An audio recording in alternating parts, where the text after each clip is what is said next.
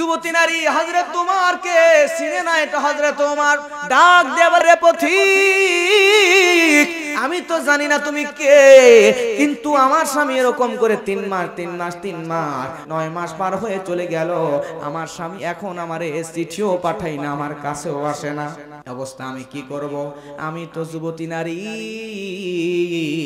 নিজেকে কন্ট্রোল না করতে পেরে আমার স্বামীকে উদ্দেশ্য করে, দুনিয়ার কোন যুবককে শোনানোর জন্য নয়, আমার স্বামী যেহেতু 9 মাস পার হয়ে গেল আমার কাছে আসে না, আমার স্বামীকে উদ্দেশ্য করে আমি যুবতী নারী, যৌবনের গান নয়, আমার স্বামীকে উদ্দেশ্য করে কবিতার মতো কিছু কথা বলছিলাম, এগুলাকেই আপনি গান মনে করেছেন। জোরে জোরে বলেন মারহাবা।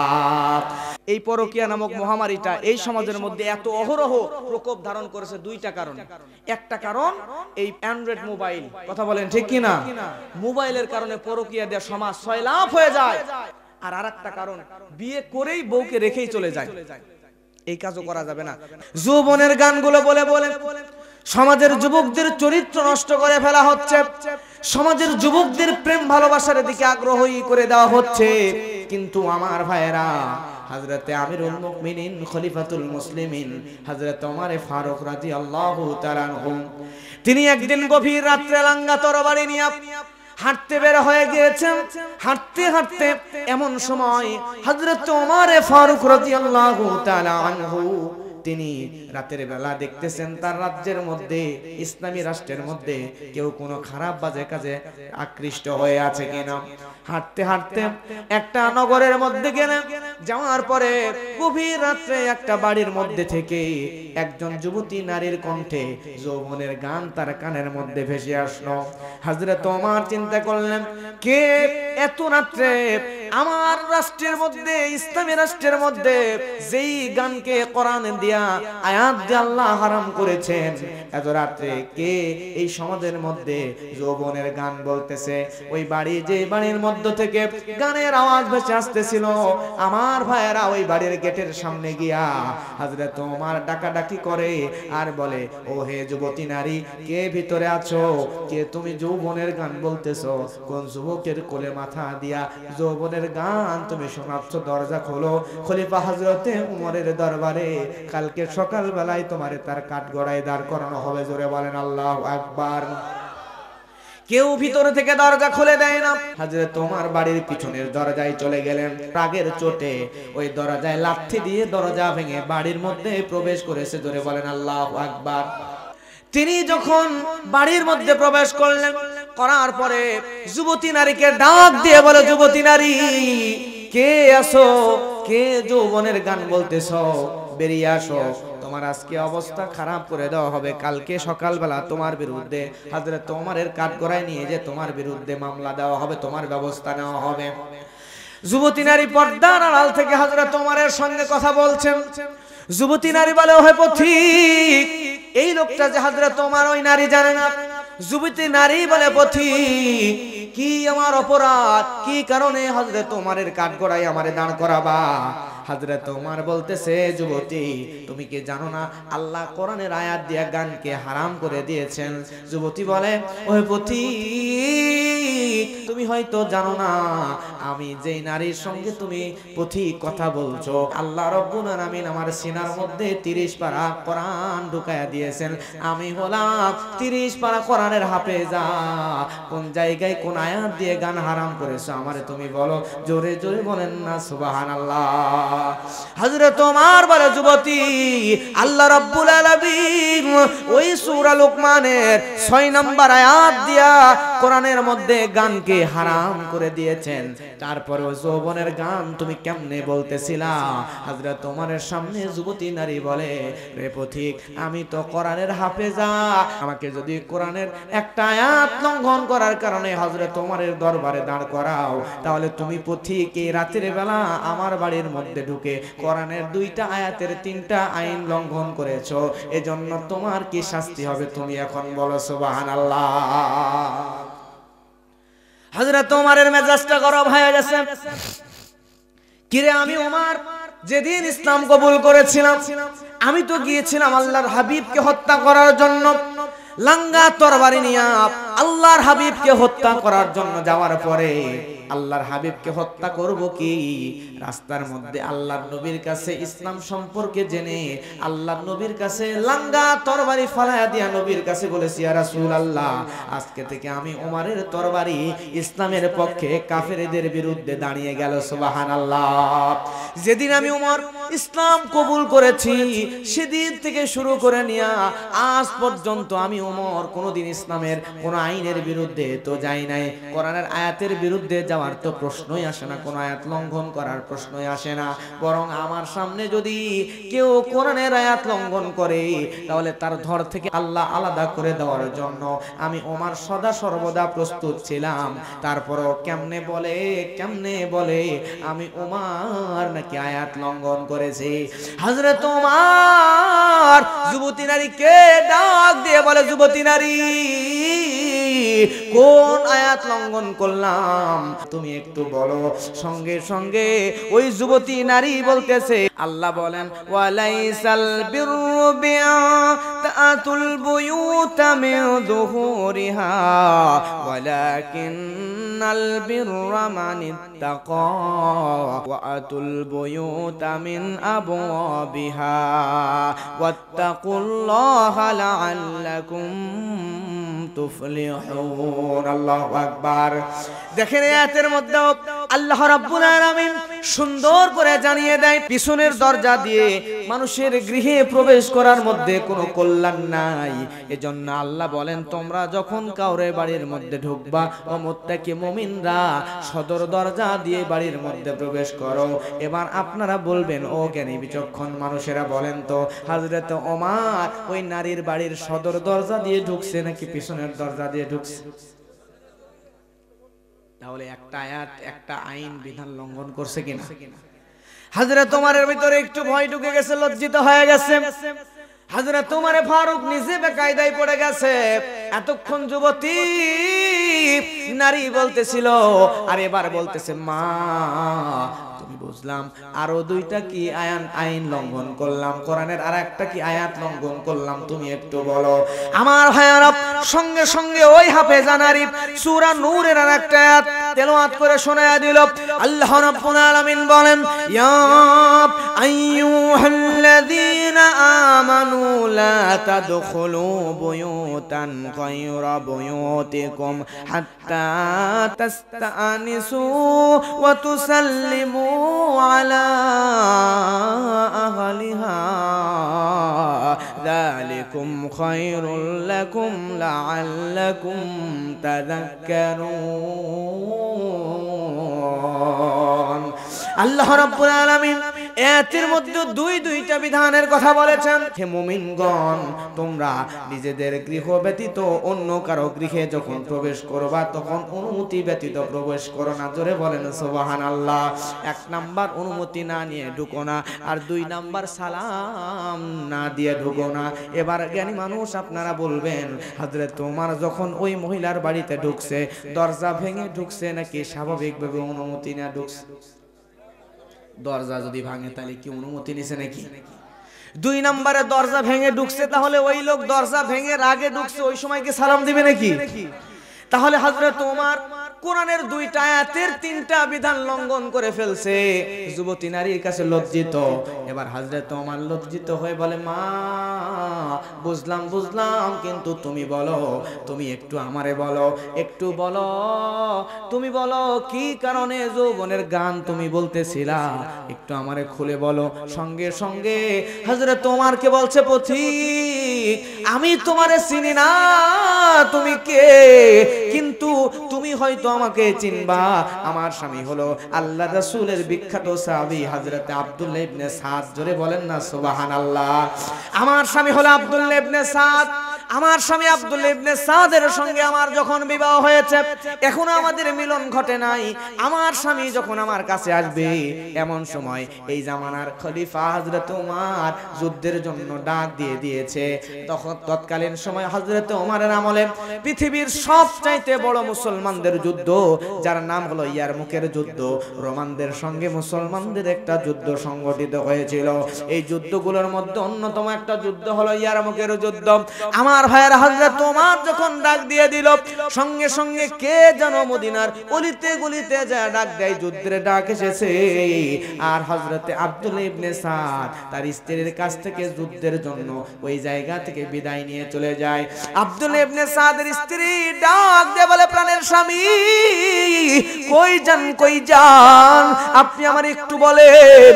হযরত আব্দুল্লাহ ইবনে সাদ ডাক দিয়ে বলে, বিবি রে, আমাকে তো ডাক এসেছে, জিহাদের ময়দানে যাওয়া লাগবে, কারণ আল্লাহ রাব্বুল আলামিন বলেছেন, ইয়া আইয়ুহাল্লাযীনা আমানু আতিউল্লাহ ওয়া আতিউর রাসূল ওয়া উলিল আমরি মিনকুম। আল্লাহু আকবার। আল্লাহ রাব্বুল আলামিন কোরআনের মধ্যে বলেছেন, আল্লাহ বলেন, হে ঈমানদারেরা, তোমরা আমি আল্লাহর আনুগত্য করো, আমার রাসূলের আনুগত্য করো, এবং তোমাদের মধ্যে যারা উলিল আমর হবে তাদের আনুগত্য করো। তৎকালীন জামানার প্রেসিডেন্ট হযরত ওমর জিহাদের ডাক দিয়েছে, আর আমি আব্দুল্লাহ ইবনে সাদ আমি তো ঘরের মধ্যে বসে থাকতে পারি না। স্ত্রী বলে, প্রাণের স্বামীরা, বুঝলাম জিহাদের ময়দানে চলে যাবেন, কিন্তু আপনার সঙ্গে তো আমার ভালো করে দেখা সাক্ষাৎ হলো না, নতুন বিয়ে হয়েছে, বাসরও হলো না, আপনি চলে যাবেন, আমার তো বড়ই কষ্ট হবে। সঙ্গে সঙ্গে আমার ভাইরা আব্দুল্লাহ ইবনে সাদ বলে, প্রাণের বিবি রে, তুমি আমাকে পিছু ডাক দিও না, আজকে যদি আমি জিহাদের ময়দানে যায় শহীদ হয়ে যাই, জান্নাতের ভিতরে দেখা হবে। জোরে বলেন না সুবহানাল্লাহ। শহীদ হয়ে গেলে জান্নাতের ভিতরে তোমার সঙ্গে দেখা হবে, আর যদি গাজী হই 3 মাসের মধ্যে তোমার কাছে ফিরে আসবো। সুবহানাল্লাহ। হযরত ওমরকে ওই যুবতী নারী ডাক দিয়ে বলে, এ পথিক, ওই দিন আমার স্বামী আব্দুল্লাহ ইবনে সাদ যুদ্ধের ময়দানে চলে গেল, যাওয়ার পরে একদিন 2 দিন নয় 3 মাস পার হয়ে গেল। 3 মাস পার হয়ে যাওয়ার পরে 3 মাস পরে আমার স্বামী যখন ফিরে আসলো না, আমার কাছে চিঠি লিখলো, প্রাণের বিবি রে, হযরত ওমর এই যুদ্ধ থেকে, যুদ্ধ শেষ হওয়ার পরে আরেকটা যুদ্ধে আমাকে পাঠিয়ে দিয়েছে, 3 মাস আরো সময় লাগবে, তারপরে আমি আসবো। কয় মাস হলো? 6 মাস হলো। 6 মাস পার হয়ে গেল। 6 মাস পার হয়ে যাওয়ার পরে আব্দুল্লাহ ইবনে সাদ আবার তার স্ত্রীকে চিঠি লিখেছে, প্রাণের বিবি রে, তোমাকে ছাড়া তো আমারও ভালো লাগে না, কিন্তু কি করব, আমিরের নির্দেশ, এই যুদ্ধ শেষ হওয়ার পরে আমারে আরেকটা যুদ্ধে পাঠাইছে। মারহাবা বলবেন না? আমার ভাইয়ের আব্দুল্লাহ ইবনে সাদ চিঠি লিখলো। এবার কয় মাস হইল? 9 মাস। যুবতী নারী হযরত ওমরকে চিনে না, এটা হযরত ওমর। ডাক দিয়ে বলে, আমিরুল মুমিনিনকে বলে, রে পথিক, আমি তো জানি না তুমি কে, কিন্তু আমার স্বামী এরকম করে 3 মাস 9 মাস পার হয়ে গেল। 9 মাস পার হয়ে চলে গেল, আমার স্বামী এখন আমারে চিঠিও পাঠাই না, আমার কাছেও আসে না। অবস্থা আমি কি করব? আমি তো যুবতী নারী, নিজেকে কন্ট্রোল না করতে পেরে আমার স্বামীকে উদ্দেশ্য করে, দুনিয়ার কোন যুবককে শোনানোর জন্য নয়, আমার স্বামী যেহেতু 9 মাস পার হয়ে গেল আমার কাছে আসে না, আমার স্বামীকে উদ্দেশ্য করে আমি যুবতী নারী, যৌবনের গান নয়, আমার স্বামীকে উদ্দেশ্য করে কবিতার মতো কিছু কথা বলছিলাম, এগুলাকেই আপনি গান মনে করেছেন। জোরে জোরে বলেন মারহাবা। হযরত ওমর লজ্জিত হয়ে গেল, দৌড় দিয়ে বাড়িতে চলে গেল। যাওয়ার পর হযরত ওমরের কন্যার নাম হযরত হাফসা রাদিয়াল্লাহু তাআলা আনহা। হযরত হাফসা আল্লাহর হাবিবের স্ত্রী ছিলেন। আল্লাহর হাবিবের স্ত্রী হযরত হাফসা হযরত ওমরের মেয়ে। প্রথমে আরেক জায়গায় বিয়ে হয়েছিল, স্বামী যুদ্ধে শহীদ হয়ে যাওয়ার পরে আল্লাহর রাসূলের সঙ্গে এই হাফসার বিবাহ হয়েছিল। আম্মা জান উম্মাহাতুল মুমিনিন হযরত হাফসা রাদিয়াল্লাহু তাআলা আনহা তার কাছে গিয়ে হযরত ওমর বলতেছে, মা তুমি একটু বলো, বিবাহিত নারী তার স্বামী ছাড়া সর্বোচ্চ কয়দিন একা একা থাকতে পারে? হঠাৎ করে এই প্রশ্ন কেন আপনি আমারে করেন? আল্লাহর রাসূলের প্রিয় সাহাবী হযরত ওমর বলতেছে, মা বড় বিপদে পড়ে গিয়েছি, যার কারণেই তো তোমার কাছে এই প্রশ্ন করতেছি। আমার ভাইরা সঙ্গে সঙ্গে হযরতে হাফসা বলে, আব্বা আমি যতদূর বুঝেছি, আমার দ্বারা যতদূর বুঝেছি, একজন বিবাহিত নারী স্বামী ছাড়া সর্বোচ্চ 4 মাস পর্যন্ত একা থাকতে পারে, এরপরে নিজেকে কন্ট্রোল করা বড়ই কষ্টকর হয়ে যায়। জোরে বলেন না আল্লাহু আকবার। এখান থেকে প্রতীয়মান হয় একজন নারী সর্বোচ্চ স্বামী ছাড়া কতদিন পর্যন্ত থাকতে পারে কষ্ট করে? 4 মাস পর্যন্ত থাকতে পারে। হযরত ওমর রাদিয়াল্লাহু তাআলা আনহু দৌড়ে চলে গেলেন সেনাবাহিনীর ক্যাম্পে। যাওয়ার পরে সেনাবাহিনীর ক্যাম্পে গিয়া ওই সেনাবাহিনীর মানুষদের মধ্যে হযরত ওমর ফারুক রাদিয়াল্লাহু তাআলা আনহু তাদের মধ্যে বলছে, তোমাদের মধ্যে আব্দুল্লাহ ইবনে সাদকে তাড়াতাড়ি আমার কাছে আসো। আব্দুল্লাহ ইবনে সাদ যখন কাছে আসছে, আসার পরে বলে, মিয়া তোমার আর চাকরি করা লাগবে না, এই মুহূর্তে তোমার ছুটি, তুমি তোমার বউয়ের কাছে যাও। জোরে বলেন না সুবহানাল্লাহ। আব্দুল্লাহ ইবনে সাদ দৌড়ে চলে গেল, স্ত্রীর কাছে চলে গেল। এরপর থেকে হযরত ওমরের জামানায় সিস্টেম এরকম চালু হয়ে গেল, একজন লোক সর্বোচ্চ ডিফেন্সের চাকরি, পুলিশ, বিডিআর, আর্মি, এখনো যারা চাকরি করে তাদেরও এই সিস্টেম আছে। তিনি ওই সময়ে মাসে 3 দিন করে ছুটির ব্যবস্থা করে দিলেন সেনাবাহিনীর, আর প্রত্যেক 3 মাসে 15 দিন ছুটির ব্যবস্থা করলেন। সুবহানাল্লাহ বলবেন না? ওই রেওয়াজ, ওই সিস্টেম এখনো চালু আছে। এজন্য আমরা যারা অনেক দূরে চাকরি করে, অনেকে প্রবাসী থাকি, আমাদের প্রবাসী ভাইরাই মাহফিলের আয়োজন করেছে, কথা বলেন ঠিক কিনা? আমরা চেষ্টা করব এমন কাজ করার যাতে মিনিমাম 4 মাসে হলেও একবার স্ত্রীর কাছে আসতে পারেন। আর যারা প্রবাসে মূলত যায় তারা স্বভাবত এইভাবে আসতে পারে না, কথা বলেন ঠিক কিনা? এর জন্য চেষ্টা করবেন বিয়ে না করে আগে ইনকামের যদি প্রয়োজন হয় যাবেন, ইনকাম করে নিয়ে একবারে চলে আসবেন। আর আপনি পারেন, আপনার স্ত্রী যদি অনুমতি দেয়, আমাদের সমাজে দেখবেন এই পরকীয়া নামক মহামারীটা এই সমাজের মধ্যে এত অহরহ প্রকোপ ধারণ করেছে 2টা কারণে।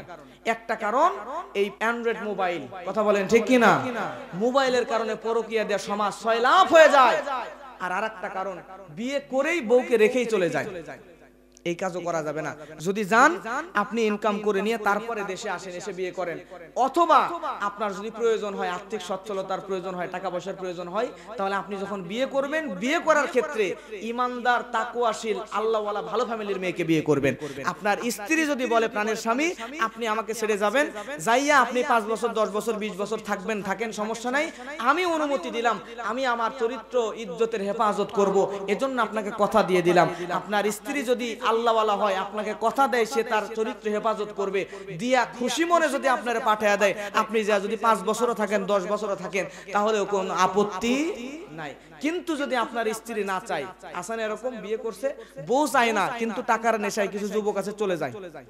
স্ত্রী যদি না চায়, স্ত্রীকে অখুশি রেখে যদি আপনি চলে যান, যাওয়ার পরে সে যদি যৌবনের তাড়নায় গুনাহ করে ফেলে, এই গুনার অংশ সে একা নেবে না, একটা অংশ আপনার আমলনামায়ও যাবে, কথা বলেন ঠিক কিনা? তবে যদি আপনার স্ত্রী ভালো হয়, বুঝবেন ভালো করে, সে যদি আপনার অনুমতি দিয়ে দেয়, ইচ্ছাকৃত যাওয়ার অনুমতি দিছে, সে বোঝে আপনার পজিশনটা, বোঝে পরিবেশটা, বোঝে, সে বোঝে যে আপনি তার জন্যই, তার পরিবারের জন্যই, বংশের জন্যই আপনি কষ্ট করতেছেন। আমার প্রবাসী ভাইরা দেখেন এত কষ্ট করে, তাদের কষ্টের কারণে বাংলাদেশ আজকে পৃথিবীর উন্নত দেশগুলোর মধ্যে কিছুটা মাথা চাড়া দিয়ে আছে, কথা বলেন ঠিক কিনা? বাংলাদেশ আর পাকিস্তান একসাথে ছিল, এখনো পাকিস্তান, বাংলাদেশের টাকাগুলো পাকিস্তানের টাকার চাইতে অনেক উপরে আছে এখনো, সুবহানাল্লাহ বলবেন না? এগুলো কেন জানেন? বাংলাদেশে খনিজ সম্পদ আছে, সব আছে ঠিক, কিন্তু আমরা উত্তোলন করতে পারি না। এই বাংলাদেশের উন্নয়নের পিছনে সবচাইতে বেশি ভূমিকা রাখছে বাংলাদেশের রেমিটেন্স যোদ্ধা যারা, প্রবাসী যারা, কথা বলেন ঠিক কিনা? প্রবাসীরা যদি না থাকতো তাহলে বাংলাদেশ আজকে পৃথিবীর মানুষ হয়তোবা এই দেশের নাম খুব একটা জানতো না। বাংলাদেশে পৃথিবীর বিভিন্ন দেশের মানুষরা ভিজিট করতে আসে, ঘুরতে আসে, সবুজে শ্যামলে ঘেরা এত সুন্দর দেশ। এই দেশটাতে এত সুন্দর ছিল না, এখন যে পরিবেশগুলো এত গোছানো হয়েছে, সুন্দর হয়েছে, মানুষগুলো আসা যাওয়া করে, পর্যটন কেন্দ্রগুলো এত সুন্দর হয়েছে, কাদের টাকা দিয়ে? প্রবাসী ভাইদের টাকা দিয়ে, কথা বলেন ঠিক কিনা? আমার ভাইরা, এর জন্য প্রবাসী ভাইরা আপনাদেরকে বলবো, আপনারা অবশ্যই যাবেন, কিন্তু স্ত্রীর অনুমতি নিয়ে। আর বিয়ে করার ক্ষেত্রে অবশ্যই দিন দেখে বিয়ে করবেন, আন্দাজে বিয়ে করবেন না। লিমালিহা হাসাবিহা দিনহা খুলুকিয়া, এই কয়েকটা জিনিস দেখেই তো আল্লাহর রাসূল বিয়ে করতে বলেছেন। দেখবেন কিন্তু সবচেয়ে বেশি দেখবেন দিন আছে কিনা, তার ভিতরে যদি দিন থাকে, পরকালমুখিতা থাকে, তাহলে আপনি বিয়ে করেন, বউ রেখেই চলে যান, কোনো অসুবিধা। তবে দিন যদি না থাকে, সেই ফিতনা কিন্তু আপনার দিকেও গড়াবে। আল্লাহ আমাদেরকে হেফাজত করুন, জোরে বলেন আমিন। আল্লাহর নবীর সাহাবী হযরত ওমর ফারুক রাদিয়াল্লাহু তাআলা আনহু একদিন গুনগুন মৌমাছির ন্যায় আওয়াজ শুনতে পান। তিনি চিন্তা করলেন আশেপাশে কোথাও মৌমাছির চাক আছে কিনা। আশেপাশে খোঁজা শুরু করলেন, খুঁজতে কোথাও পেলেন না। মৌমাছির চাক না পেয়ে তিনি আল্লাহর হাবিবের দিকে তাকালেন। তাকিয়ে দেখতে পেলেন আল্লাহর নবী শীতের দিনেও যেন ঘেমে যান। আল্লাহর রাসূলের শরীর চেহারা মোবারক লাল বর্ণ ধারণ করেছে।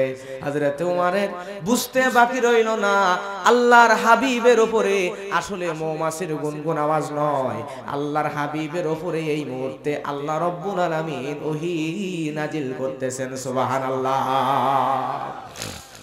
আমার ভাইয়ের ওই অবস্থায় সূরা মুমিনুনটা নাজিল হয়ে গেল। আল্লাহর হাবিব সঙ্গে সঙ্গে এইভাবে দুই হাতটা আল্লাহর দিকে উঠালেন। আল্লাহর হাবিব দোয়া করলেন, আল্লাহুম্মা জিদনা ওয়ালা তানকুসনা ওয়াকরিমনা ওয়ালা তুহিন্না ওয়াআতিনা ওয়ালা তাহরিমনা ওয়াআথিরনা ওয়ালা তু'থির আলাইনা ওয়ারতিনা ওয়ারতা আন্না। আল্লাহ রাব্বুল আলামিনের নবী দোয়া করলেন, রব্বুল আলামিন আমাদেরকে আপনি বাড়িয়ে দেন, আমাদেরকে আপনি কমায়া দিয়েন না, আমাদেরকে আপনি সম্মানিত করেন, অসম্মানিত করেন না, এবং সব উম্মতের চাইতে, সব নবীর উম্মতের চাইতে আমার উম্মত উম্মতি মুহাম্মাদীকে সবচাইতে বেশি সম্মানিত করে দেন। সুবহানাল্লাহ। আল্লাহর হাবিব দোয়া করলেন, করার পরে এই সূরা মুমিনুন সবে মাত্র যে আয়াতগুলো নাজিল হয়েছে, এই আয়াতগুলা আল্লাহর নবী তেলাওয়াত করলেন। করার পরে 11টি আয়াত তেলাওয়াত করে আল্লাহর নবী বললেন, এই 11টি আয়াতের মধ্যে যে 7টি গুণের কথা আল্লাহ রাব্বুল আলামিন বলে দিয়েছেন, এই 7টি গুণ যদি আমি আপনি আপনার মধ্যে কাউরের মধ্যে পাওয়া যায়, আল্লাহ রাব্বুল আলামিন ওই 7 গুণওয়ালা ব্যক্তিকে জান্নাতের মধ্যে দিয়ে দিবেন। আল্লাহর হাবিব গ্যারান্টি দিয়েছেন। সুবহানাল্লাহ। গুণ কয়টা? 7টা। আমার ভাইয়েরা লক্ষ্য করেন, সূরা মুমিনুনের 1 নম্বর আয়াতে আল্লাহ রাব্বুল আলামিন বলেন, قد أفلح المؤمنون। আল্লাহু আকবার।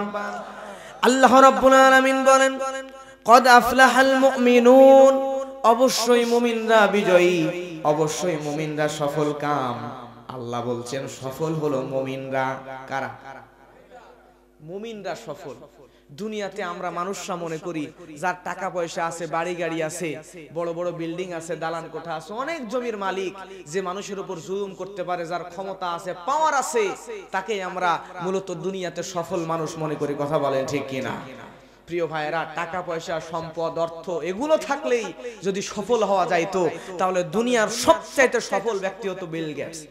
কারণ তার সম্পদ এত বেশি, কিছুদিন আগেও দুনিয়ার সবচেয়ে ধনী ব্যক্তিদের মধ্যে বিল গেটস ছিল একজন। শুধু তাই নয়, সাংবাদিকরা পত্রিকায়, অনলাইনে তার সম্পদের বিবরণ দিতে গিয়ে, বুঝাইতে গিয়ে বলছে এভাবে, এই বিল গেটসের যত সম্পদ আছে সব সম্পদ দিয়া যদি লোহার সিঁড়ি বানানো হতো, তাহলে সেটা দিয়ে প্রায় চাঁদে যাওয়া হইতো। বোঝানোর জন্য বলছে। সুবহানাল্লাহ বলবেন না? এত সম্পদ। কিন্তু আমি জানি মেহেরপুর গাঙ্গী উপজেলার মানুষ, আপনারা জ্ঞানী বিচক্ষণ মানুষ, আপনারা বলবেন এই লোকটার সম্পদ ছিল অনেক, পাওয়ার ছিল, টাকা পয়সা সব ছিল, কিন্তু ঈমান ছিল না। ঈমান যদি না যায়, তাহলে ঈমান যদি না থাকে, তাহলে কি সে জান্নাতে যাবে? জান্নাতে যাবে না। আমার ভাইয়েরা, ঈমান নাই, জান্নাতে যাবে না। জান্নাতে যদি কোনো মানুষ না যায়, তার সব থাকলেও সে কি সফল নাকি ব্যর্থ? তার মানে বোঝা যাচ্ছে আপনি সফল হবেন তখন আপনি ঈমানদার মুমিন বান্দা হবেন যখন। কথা বলেন ঠিক কিনা? কিন্তু আজকে সফল হতে হলে মুমিন হতে হবে, আর মুমিন হতে হলে ঈমানদার হওয়া লাগবে। কিন্তু আজকে আমরা মুসলমানদের ঈমান ভেঙে যায়। ওযু ভেঙে গেলে ওযু বানিয়ে নেই, নামাজ নষ্ট হয়ে গেলে নামাজ দোহরায় নেই, রোজা নষ্ট হয়ে গেলে কাফারা দিয়ে নেই, অথবা রোজা কাজা আদায় করে নেই। কিন্তু এই ওযুর মতো করে আমাদের ঈমান মুসলমানদের ভেঙে যাচ্ছে। ঈমানকে নবায়ন করার দরকার, কিন্তু ঈমান নবায়ন কেউ করতে চায় না। কথা বলে ঠিক কিনা? আমার ভাইয়ারা, একজন সফল মানুষের কথা বলছি। লোকটার নাম হলো হযরতে বেলাল। আল্লাহর হাবিব যখন মেরাজে গেলেন, মেরাজে যাওয়ার পরে আল্লাহর রাসূল সাল্লাল্লাহু আলাইহি ওয়াসাল্লাম মেরাজে গিয়া জান্নাত যখন প্রদক্ষিণ করতেছিলেন, জান্নাতের ভিতরে আল্লাহর নবী কার জানি পায়ের আওয়াজ শুনতে পেলেন। আল্লাহর হাবিব হযরত জিবরাইল আমিনকে ডাক দিয়ে বললেন, ও জিবরাইল, জান্নাতের ভিতরে কার পায়ের আওয়াজ শোনা যায় তুমি একটু বলো। জিবরিল আমিন বলেন, ইয়া রাসূলুল্লাহ, এই জান্নাতের ভিতরে যার পায়ের আওয়াজ শোনা যায় সে আর কেউ নয়, আপনার কালো সাহাবী হযরতে বেলাল। সুবহানাল্লাহ। এবার আপনারা জ্ঞানী বিচক্ষণ মানুষ, আপনারা বলেন তো, আল্লাহ রাসূল যখন মেরাজে ছিলেন ওই সময় হযরতে বেলাল দুনিয়াতে জীবিত নাকি মরে গেছেন? আল্লাহ রাসূল কি কথা জিবরাইলকে প্রশ্ন করে, জিবরাইল, বেলাল তো দুনিয়ায় জীবিত, তাহলে ওই জীবিত বেলালের পায়ের আওয়াজ কেমনে আমি নবী জান্নাতের মধ্যে শুনতে পাই? হযরতে জিবরাইল বলে, ইয়া রাসূলুল্লাহ, আপনার বেলাল এমন কিছু স্পেশাল আমল দুনিয়াতে করেছে যার কারণে তার আমল আল্লাহর কাছে এত বেশি পছন্দনীয় হয়ে গিয়েছে। ওই বেলালের জীবদ্দশায় আল্লাহ বেলালের সৌরত দিয়া জান্নাতের মধ্যে একজন ফেরেশতাকে প্রদক্ষিণ করাচ্ছেন। সুবহানাল্লাহ। আমার ভাইয়েরা, আল্লাহর নবী যখন দুনিয়াতে আসলেন, নবীজি হযরতে বেলালকে ডাক দিলেন, হযরতে কালো বেলালের কপালের মধ্যে চুমু এঁকে দিলেন, দেওয়ার পরে বলে, বেলাল, দুনিয়ার জমিনে তোমার কি কোনো ভালো বড় কোনো আমল আছে নাকি বলো? হযরতে বেলাল বলে, ইয়া রাসূলুল্লাহ, আমার তো তেমন কোনো আমল নাই, কিন্তু আমল বলবেন কিনা জানি না, ছোট্ট একটা কাজ আমি বেলাল করি, সেটা হলো, ইয়া রাসূলুল্লাহ, আমি বেলালের যখন ওযু ভেঙে যায় সঙ্গে সঙ্গে আমি বেলাল ওযু করে নেই, ওযু করার পরে 2 রাকাত তাহিয়াতুল ওযুর নামাজ আদায় করে নেই। সুবহানাল্লাহ। আল্লাহর নবী বললেন, বেলাল, তুমি এই আমলকে ছেড়ে দিও না, কারণ হলো আমি নবী যখন জান্নাতের মধ্যে ঘুরতেছিলাম, আমি নবী যে জান্নাতে ঘুরতেছিলাম ওই জান্নাতের মধ্যে আমি নবী তুমি বেলালের পায়ের আওয়াজ শুনতে পেয়েছি।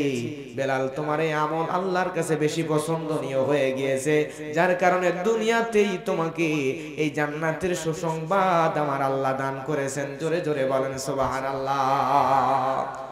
আমল সে জিंदगी बनती है, अमल से जिंदगी बनती है, ए जन्नत भी ए जहन्नम भी, ए खाकी अपनी फितरत है, ना नारी ना नूरी। আমল দিয়ে মানুষের জীবন গঠন হয়, জান্নাতের নূর কিংবা জাহান্নামের আগুন দিয়ে মানুষের জীবন তৈরি হয় না। এজন্য যদি আমলে জিন্দেগি তৈরি করতে পারেন, আল্লাহ রাব্বুল আলামিন আপনাকে জান্নাতের ভিতরে ঢোকাবেন। সুবহানাল্লাহ।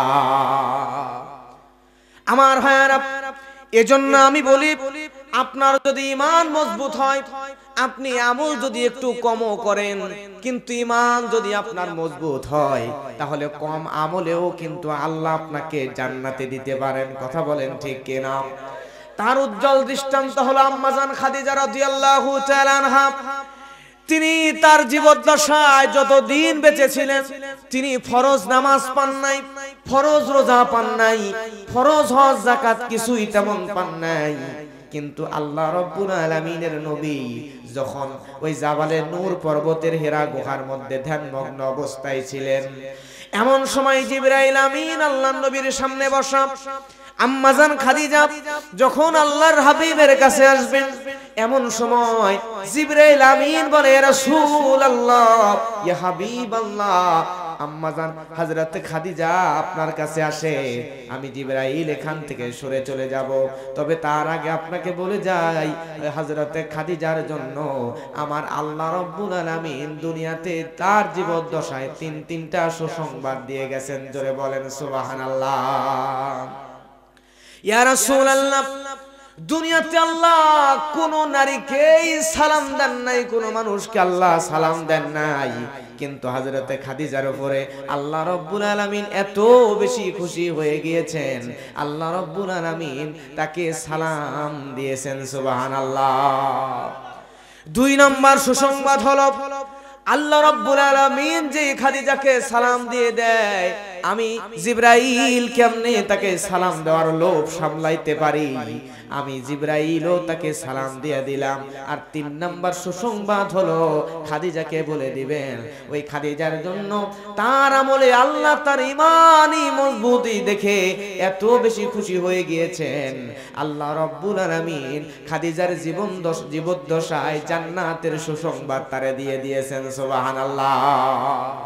লক্ষ্য করেন হযরতে খাদিজার তেমন আমল ছিল না, ফরজ নামাজ, ফরজ রোজা, ফরজ হজ যাকাত কিছুই পান নাই, কিন্তু তার ঈমানি মজবুতির কারণে দুনিয়ার কাউকে আল্লাহ সালাম না দিল, হযরতে খাদিজা এমন মহিয়সী নারী, স্বয়ং আল্লাহর ফেরেশতা জিবরাইল তাকে সালাম দিয়েছে, এমন কি দুনিয়াতে জান্নাতের সার্টিফিকেট দিয়ে দিয়েছেন। জোরে বলেন সুবহানাল্লাহ।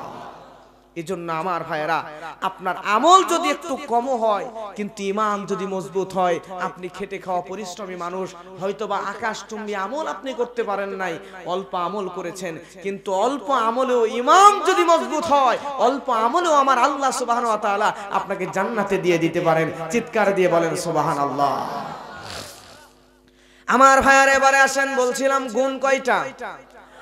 1 নাম্বার গুণ হলো আল্লাহ রাব্বুল আলামিন বলেন সূরা মুমিনুনের 2 নম্বর আয়াতে আল্লাহ রাব্বুল আলামিন বলেন আল্লাযীনা হুম ফি সালাতিহিম খাশিউন। আল্লাহ রাব্বুল আলামিন বলেন মুমিন বান্দা যারা হবে তাদের 1 নাম্বার গুণ হলো তারা নামাজের মধ্যে বিনয়ী হবে। জোরে বলেন না সুবহানাল্লাহ। 1 নাম্বার গুণ নামাজে কি হবে? বিনয় হবে। আপনাদের মেহেরপুরের মানুষ আলহামদুলিল্লাহ ভালো, আমি নওগাঁর কথা বলছি, নওগাঁতে এমনও মানুষ আছে নামাজে দাঁড়ায় আল্লাহু আকবার বলে হাত বাঁধছে, বাঁধার পরে উপরে তাকে মসজিদের ফ্যান গুনতেছে কয়টা আছে। এদিকেও আছে, এদিকেও আছে। আবার কিছু মানুষ এমন আছে নামাজ পড়তে পড়তে পায়ে মশা পড়ছে, এমন জোরে টাস করে মশাটা মারছে, ইমাম সাহেব সহ 4-5 জনের নামাজে ছুটে গেছে। আবার এক হুজুর তো ওয়াজের মধ্যে বলেই দিল যে ওনার পাশে একজন লোক দাঁড়াইছে নামাজে, এমন সময় হাত বাঁধা অবস্থায় মোবাইল আসছে, মোবাইল পকেটে থেকে বের করে কানে ধরে বলতেছে হ্যালো নামাজে আছি। আমাদের সমাজের নামাজ হচ্ছে মানুষদের এরকম। আর আল্লাহর রাসূলের সাহাবীদের নামাজ কেমন ছিল, তারা নামাজে কেমন বিনয়ী ছিলেন। সাহাবীরা যখন নামাজে দাঁড়িয়ে যেতেন ঘন্টার পর ঘন্টা তারা দাঁড়িয়ে থাকতেন, আবার রুকুতে যাইতেন, সিজদায় যাইতেন, এত দীর্ঘ ছিল তাদের নামাজ। আকাশের পাখিগুলো গাছের ডাল মনে করে, গাছ মনে করে, জড় বস্তু মনে করে কাঁধে এসে বসে থাকতো। জোরে বলেন সুবহানাল্লাহ। আমার ভাইয়ের একজন সাহাবীর দৃষ্টান্ত দেই, সাহাবীর নাম হলো হযরতে খুবাইব। এই সাহাবীকে বদরের যুদ্ধের পরে কাফিররা বন্দী করে ফেলল। বন্দী করার পরে কাফিররা তাকে বন্দী করে বলল খুবাইব তোমাকে আমরা হত্যা করে ফেলব। বদরের ময়দানে মুসলমানরা আবু জেহেলকে হত্যা করেছিল, এই হত্যার প্রতিশোধ নেওয়ার জন্য হযরতে খুবাইবকে বন্দী করা হলো। বন্দী করার পরে খুবাইবকে বলা হলো খুবাইব তোমাকে তো আমরা শুলে চড়াবো, তুমি যদি বাঁচতে চাও তাহলে তোমাকে একটা কাজ করা লাগবে, সেটা হলো খুবাইব তুমি যদি আল্লাহর হাবিবকে গালি দিতে পারো তাহলে তোমাকে ছেড়ে দেওয়া হবে, নতুবা তোমাকে শুলে চড়ায় হত্যা করা হবে। নাউযুবিল্লাহ। আল্লাহর রাসূলের সাহাবীরা কোনোদিন এই কাজ করবে নাকি? খুবাইব বলে আমি হলাম মুসলমান, আমার নবী মুহাম্মদ সাল্লাল্লাহু আলাইহি ওয়াসাল্লামের উম্মত হলাম, আমি আল্লাহর বান্দা, আমি খুবাইব জীবন দিয়ে দিতে রাজি আছি, বাতিলের সামনে মাথা নত করতে রাজি নাই। কথা বলেন ঠিক কিনা? আমরা মুসলমান, প্রয়োজনে জীবন দিয়ে দিব, তারপরেও বাতিলের কাছে মাথা নত করব না। কথা বলেন ঠিক কিনা? बातिल से दबने वाले, बातिल से दबने वाले आसमान ही हम सोबर कर चुका है तो इम्तिहान हमारा। लिल्लाह तकबीर। আমরা হলাম মুসলমানের জাত, আমাদের এই বীরত্ব তামাম দুনিয়া দেখেছে, আসমান জমিন দেখেছে। এই মুসলমানরা কখনো বাতিলের কাছে মাথা নত করে না। কথা বলেন ঠিক কিনা? হযরত খুবাইব রাদিয়াল্লাহু তাআলা আনহুকে ধরে নিয়ে যাওয়া হলো। খুবাইবকে একটা ঘরের মধ্যে বন্দী করা হলো। বন্দী করে খুবাইবের খাবার বন্ধ করে দেওয়া হলো, পানিও বন্ধ করে দেওয়া হলো। কয়েকদিন পর যেই বাড়ির ঘরের মধ্যে বন্দি করেছে, সেই বাড়ির মধ্যে ছোট্ট একটা মেয়ে ছিল, নাম তার জাইমা। জাইমা নামক মেয়েটা চিন্তা করলো আমাদের বাড়ির মধ্যে খুবাইব বন্দি, খুবাইবের খাবার তো বন্ধ হয়ে আছে, পানিও বন্ধ হয়ে আছে, আজকে কয়েকদিন নবীর সাহাবী বেঁচে আছে নাকি মরে গেছে দেখার দরকার। এই ছোট্ট মেয়েটা জানালা দিয়ে উকি দেওয়ার জন্য জানালার কাছে চলে গেল। যাওয়ার পরে জানালা যেই না খুলে দিল, আমার ভাইয়েরা জানালা খুলে দেখে যে কি আলোয় কি ঘটনা, কি আজীব ঘটনা। জানালা খোলার পরে দেখে যেই খুবাইবের খাবার বন্ধ হয়েছিল, যেই খুবাইবের পানিও বন্ধ হয়েছিল, ওই খুবাইবকে আজকে কে যেন তার সামনে ঝোপায় ঝোপায় ঝোপা ভর্তি করে, ঝুড়ি ভর্তি করে আনছে জিনিয়াল ফলমূল, আঙ্গুর ফল, বেদেনা, কমলা, এরকম মালটা কলা গোলা দিয়া ঝোপায় ঝোপায় ফলমূল তার সামনে রেডি করে রেখে দিয়েছে। সুবহানাল্লাহ।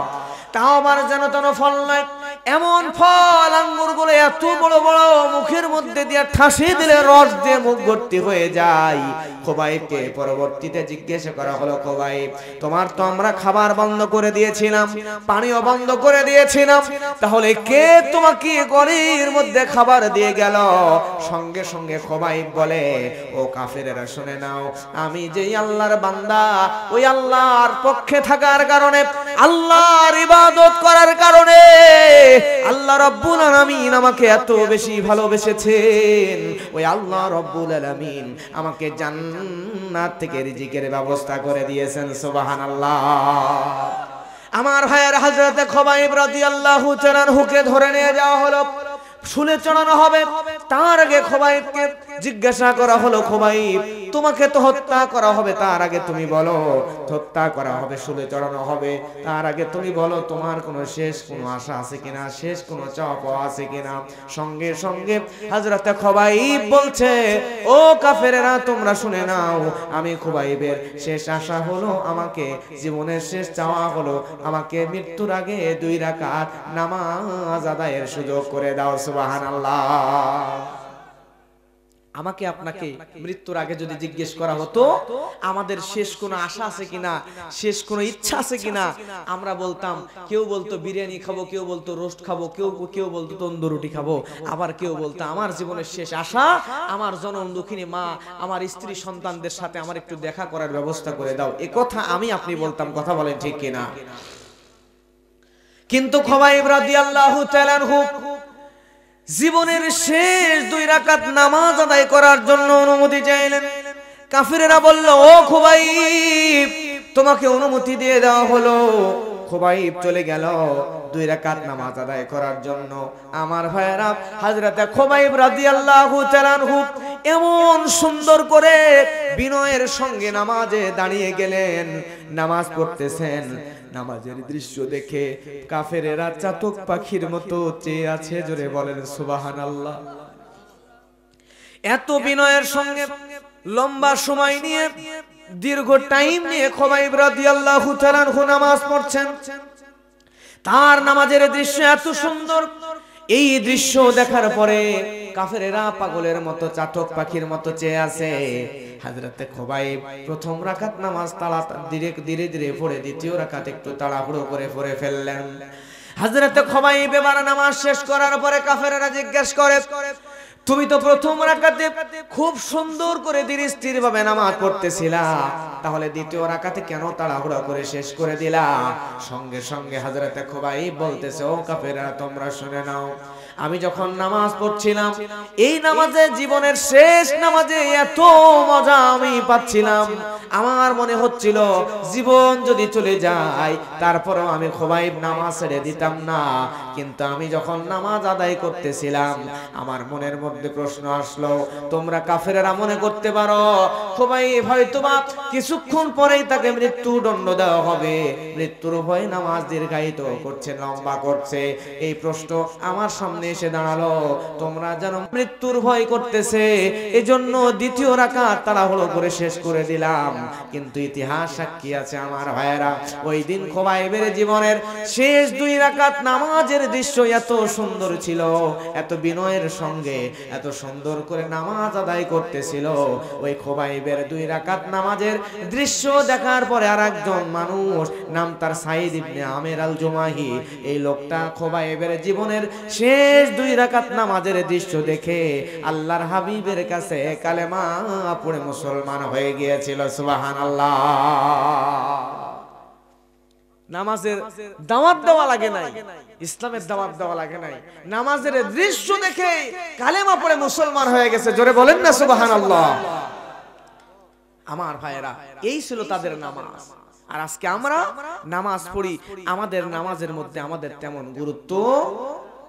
যখন নামাজের সেজদায় যাই, বাড়িতে বউ বলে দিছে নামাজ পড়ে আসার সময় তুমি 1 কেজি চিনি আনবা, কি আনবা? এখন নামাজে গেছি, আলহামদুলিল্লাহ রাব্বিল আলামিন পড়তেছি, রুকুতে গেলাম, সেজদায় গেলাম, যে মনে মনে খালি ভাবতেছি যে আসলে বউ চিনি আনতে বললো নাকি কুশারের গুড় আনতে বললো। কিন্তু আমার ভাইয়েরা, নামাজের মধ্যে সর্বোচ্চ বিনয় এনে সম্পূর্ণ চিন্তা ধ্যান ধারণা নামাজের ভিতরে আমাদের আনার দরকার। জোরে বলেন, আছে না নাই? বিনয় আনবেন, যত বেশি ইবাদতে মজা পাবেন তত বেশি। কথা বলেন ঠিক কি না? আমার ভাইয়ের এরপরে আসেন মুমিন বান্দার 2 নাম্বার গুণ। বুঝবেন ভালো করে, এই 7টা গুণ যদি আপনার মধ্যে আসে তাহলে আপনাকে আল্লাহ জান্নাত দেবেনি। জান্নাত আপনার জন্য গ্যারান্টি আল্লাহ রাসূল করে দিয়েছেন। সুবহানাল্লাহ। 2 নাম্বার গুণ হলো আল্লাহ রাব্বুল আলামিন সূরা মুমিনুনের 3 নম্বর আয়াতের মধ্যে বলেন, ওয়াল্লাযীনা হুম আনিল লাগবি মুরিদুন। আল্লাহ রাব্বুল আলামিন বলেন, সমাজের মুমিন বান্দা হবে তারা যারা অহেতুক অপ্রয়োজনীয় কথা কাজ কারবার থেকে বিরত থাকে। সুবহানাল্লাহ বলবেন না? অপ্রয়োজনীয় কথাবার্তা বলা যাবে। আমি একটা মাহফিলে যাচ্ছিলাম, যাওয়ার সময় চা খাওয়ার জন্য মাঝে মধ্যেই আমার ড্রাইভার ব্রেক করে। এক চা স্টলের মধ্যে ঢুকলাম, ঢোকার পরে দেখলাম কয়েকজন লোক বসে আছে। এর মধ্যে একজন মুরব্বী কোয়ালিটির মানুষ কথা বলতেছে, গল্প করতেছে, প্রয়োজন নাই, কিন্তু গল্পের মধ্যে খালি মুখ খারাপ করে, খালি গালি দেয়। গালি দেওয়ার প্রয়োজন নাই, তারপর কথাই কথাই খালি গালি দেয়। এরকম লোক এ সমাজে আছে না নাই? এদিকেও আছে।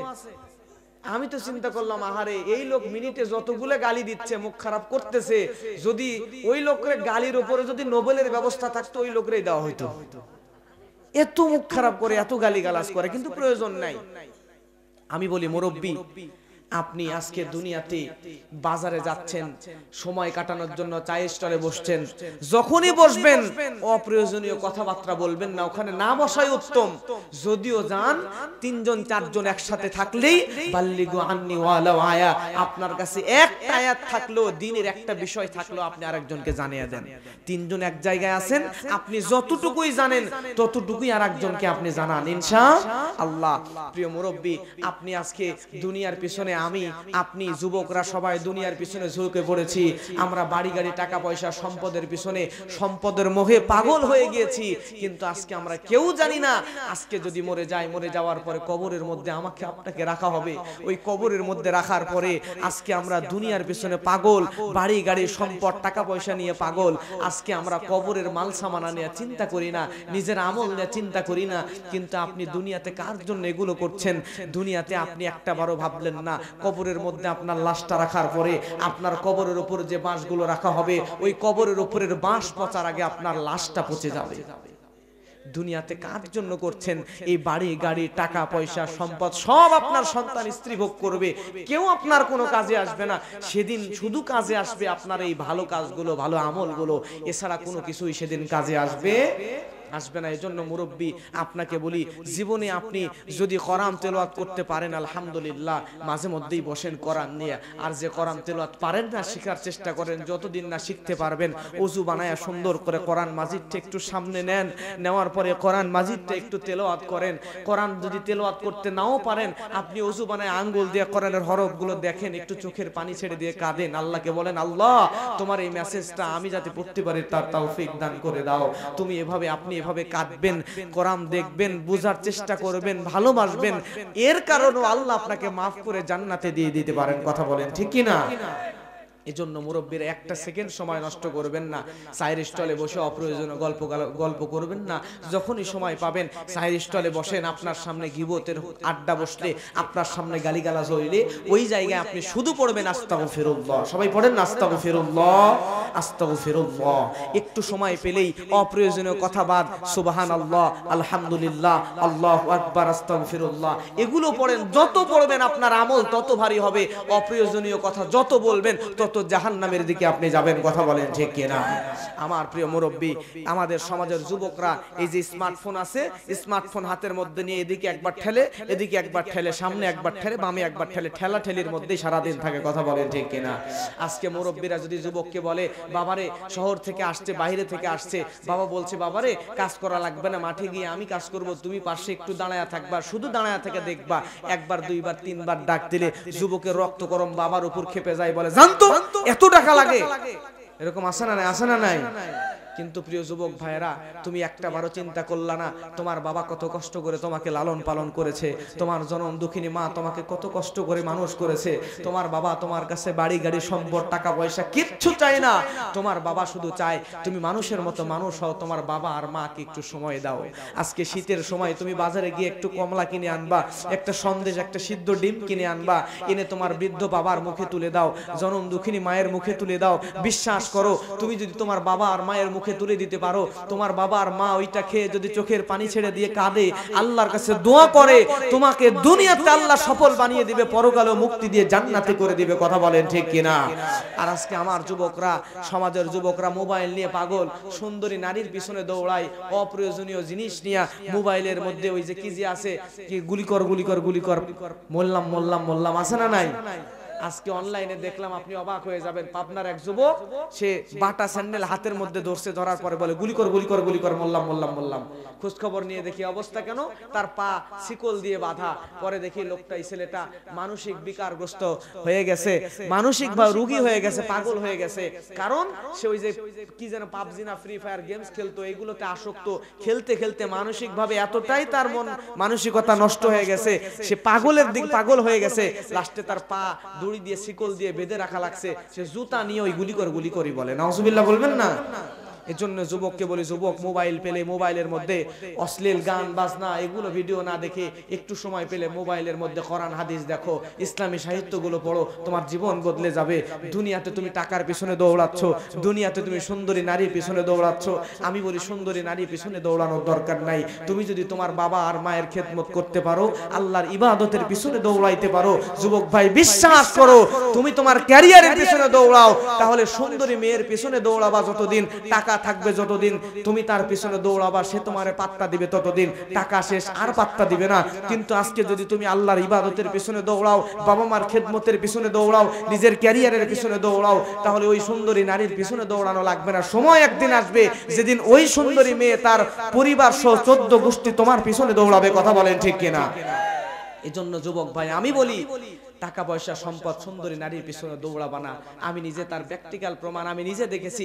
টাকার পিছনে দৌড়াইলে টাকা পাই নাই, কিন্তু আমি পরিবর্তন করেছি লক্ষ্য। যেদিন থেকে কোরআনের পিছনে দৌড়ানো শুরু করেছি, কোরআনের দাওয়াতের পিছনে দৌড়ানো শুরু করেছি, আল্লাহর ইবাদতের পিছনে দৌড়ানো শুরু করেছি, আমার যুবক ভাই বিশ্বাস করো, টাকার পিছনে দৌড়ায় টাকা পাই নাই, কিন্তু আমি যখন আল্লাহর ইবাদত কোরআন পরকালের দিকে দৌড়ানোর নিয়ত করে আগানো শুরু করেছি, টাকা আমার পিছনে দৌড়ায়, টাকা আমার পিছনে দৌড়ায়, টাকা আমার পিছনে দৌড়ায়, টাকা রাখার জায়গায় পাই না। জোরে বলেন সুবহানাল্লাহ। এজন্য যুবক ভাই টাকার পিছনে না দৌড়াইয়া তুমি আল্লাহর ইবাদতের পিছনে দৌড়াও। মুরব্বী আপনিও দুনিয়াতে বাড়ি গাড়ি টাকা পয়সা সম্পদ স্ত্রী সন্তানের পিছনে না দৌড়াইয়া নিজের আমলের পিছনে দৌড়ান। ভালো কথা বের করেন মুখ দিয়ে, অপ্রয়োজনীয় কোনো কথা কাজ কারবার মুখ দিয়ে আমরা বের করব। আমাদের সমাজের নারীদেরও 2-3 জন নারী এক জায়গায় হইলে আমেরিকায় কি ঘটতেছে ওই খবর 3 জন নারী এক জায়গায় হলে ওই জায়গায় পাওয়া যায়। কথা বলেন ঠিক কিনা? আর 3 জন নারী এক জায়গায় হলে মুখের মধ্যে পান দিয়া কার বউ কার সাথে পালিয়ে চলে গেছে, কার মেয়ের সঙ্গে কার প্রেম ভালোবাসা, যত দুনিয়ার গীবত আছে ওই এক জায়গায় চলে আসে। কথা বলেন ঠিক কিনা? কিন্তু আল্লাহ বলছেন ওয়াল্লাযীনা হুম আনিল লাগবি মুরিদুন, মুমিন বান্দা যারা হবে তারা অপ্রয়োজনীয় কথা কাজ করবে। আমার ভাইয়েরা লক্ষ্য করেন, মুমিন বান্দার 3 নাম্বার গুণ। কয় নাম্বার গুণ? তিন নাম্বার গুণ আল্লাহ রাব্বুল আলামিন কোরআনের মধ্যে বলেন ওয়াল্লাযীনা হুম লিয-যাকাতি ফাঈলুন। আল্লাহ রাব্বুল আলামিন বলেন মুমিন বান্দা যারা হবে তারা যাকাত দানে সক্রিয় হবে। জোরে বলেন সুবহানাল্লাহ। আমার ভাইয়ার এখন বলেন তো আমাদের সমাজে যাকাত আছে নাকি সুদ আছে? সুদ হলো এমন মহামারী, এমন ভয়ানক একটা জিনিস, এই সুদ নামক ব্যাধি সমাজের মানুষদেরকে এমন ভাবে গ্রাস করতেছে, এই সুদ মানুষদেরকে জাহান্নামের দিকে নিয়ে চলে যায়। আর যাকাত যদি সমাজের মধ্যে প্রতিষ্ঠিত হয়ে যেত, এই সমাজের পুরা চেহারাই পরিবর্তন হয়ে যেত। কথা বলেন ঠিক কিনা? খোলাফায়ে রাশেদার জামানার কথা বলছি। একজন লোক যাকাত দেওয়ার জন্য এক ব্যাগ ভর্তি টাকা নিয়া 3 দিন পর্যন্ত ঘুরতেছে, যাকাত দেওয়ার একজন লোক খুঁজে পায় না। 3 দিন পরে সামনের দিকে তাকায় দেখে একজন মানুষ মাথার উপরে বস্তা নিয়া হাঁটতেছে। এই লোকের মাথার উপরে বস্তা, শরীরের মধ্যে ময়লা পোশাক, উস্কো খুস্কো চেহারা দেখে এই লোক মনে করলো যাকাত দেওয়ার মতো মনে হয় একটা লোক খুঁজে পেয়েছি। কাছে গিয়ে বলতেছে, ভাই এই যে এক ব্যাগ টাকা যাকাতের নেন নিয়ে আমারে আপনি দায় মুক্ত করেন। সঙ্গে সঙ্গে বস্তাওয়ালা লোক ধমক দিয়ে বলতেছে, মিয়া তুমি কি পাগল হয়ে গিয়েছো নাকি? আমার মাথায় বস্তা দেখে আমাকে তুমি গরিব মনে করতেছো? তুমি আসলে এক ব্যাগ টাকা নিয়ে 3 দিন ঘুরতেছো, যাকাত দেওয়ার মতো একটা লোক খুঁজে পাও না। আর আমি আমার মাথার উপরে বস্তা নিয়ে ঘুরতেছি, বস্তার মধ্যে খড়গোটা নাই, বরং আমি যাকাত দেওয়ার জন্য বস্তা ভর্তি টাকা নিয়ে আজকে 7 দিন পর্যন্ত ঘুরতেছি, যাকাত দেওয়ার মতো একটা লোক খুঁজে পাই না। সুবহানাল্লাহ। এটা ছিল খোলাফায়ে রাশেদার জামানা। কিন্তু আমার ভাইয়েরা, আজকে আমাদের সমাজে সুদ দিয়ে সয়লাভ হয়ে গিয়েছে। এই সুদের কারণে মানুষগুলো জাহান্নামের দিকে চলে যাচ্ছে, কিন্তু আমরা জানি না এই সুদটা কত ভয়ানক।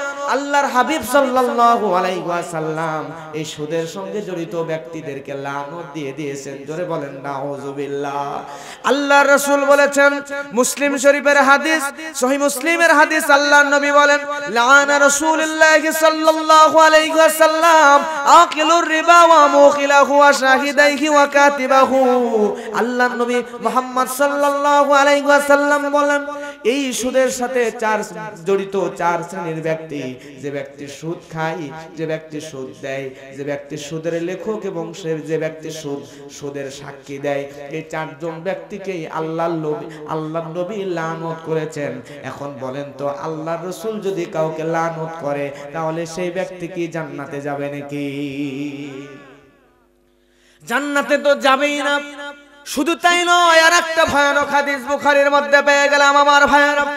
সহিহ বুখারীর হাদিস, আল্লাহর নবী মুহাম্মদ সাল্লাল্লাহু আলাইহি ওয়াসাল্লাম আর একটা হাদিসের মধ্যে কি বলেন দেখেন। عن سمرة بن جندب رضي الله تعالى عنه قال النبي صلى الله عليه وسلم رأيت الليلة رجلين أتياني فأخرجاني إلى أرض مقدسة। আল্লাহর নবী সাল্লাল্লাহু আলাইহি ওয়াসাল্লাম তিনি বলেন, আমি একদিন রাতের বেলা স্বপ্নে দেখলাম। আল্লাহর নবীর স্বপ্ন সত্য নাকি মিথ্যা? 2 জন ব্যক্তি আমাকে পবিত্র একটা ভূমিতে নিয়ে গেল। সেখান থেকে আমি আরেক জায়গায় গিয়ে হাঁটতে থাকলাম। হাঁটতে হাঁটতে সামনের দিকে দেখতে পেলাম একটা রক্তের নদী। আল্লাহর নবী বলেন, ওই রক্তের নদীর মাঝখানে একজন ব্যক্তিকে দেখলাম। রক্তের নদীর মধ্যে একজন ব্যক্তি হাবুডুবু খাচ্ছে।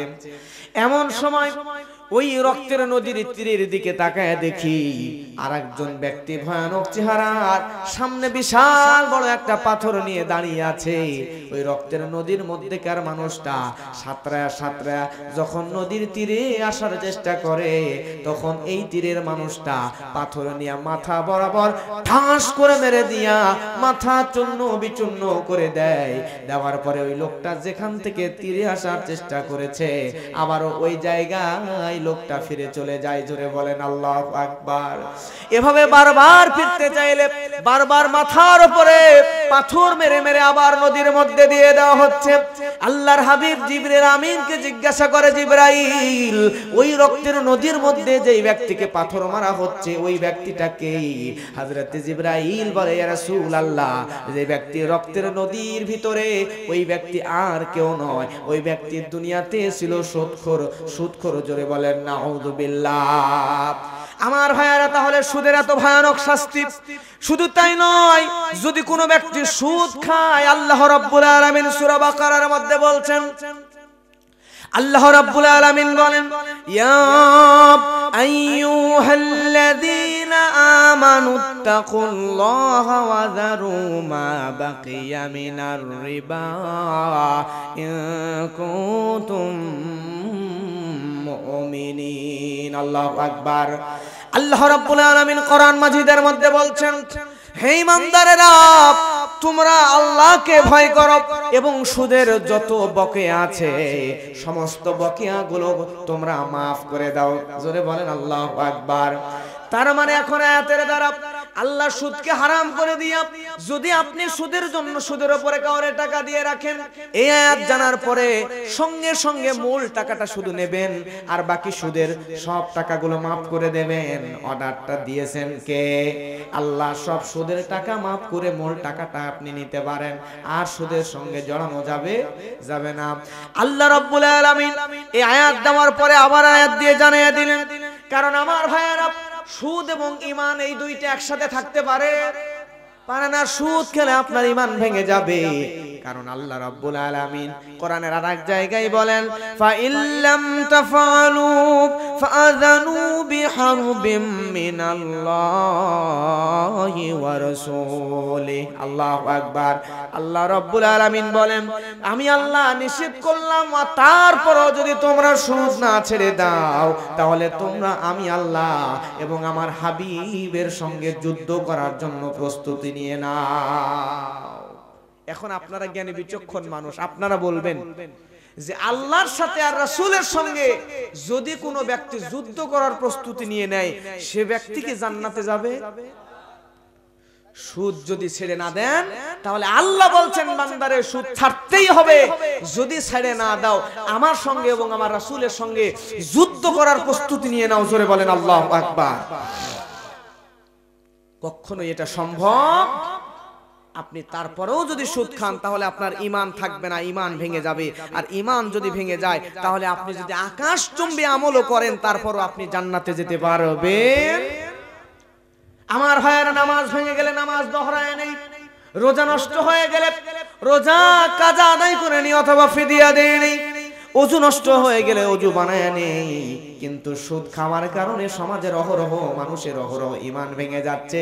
ঈমানকে নবায়ন করার দরকার, কিন্তু ঈমানকে নতুন ভাবে আনয়ন করি না। কথা বলেন ঠিক কিনা?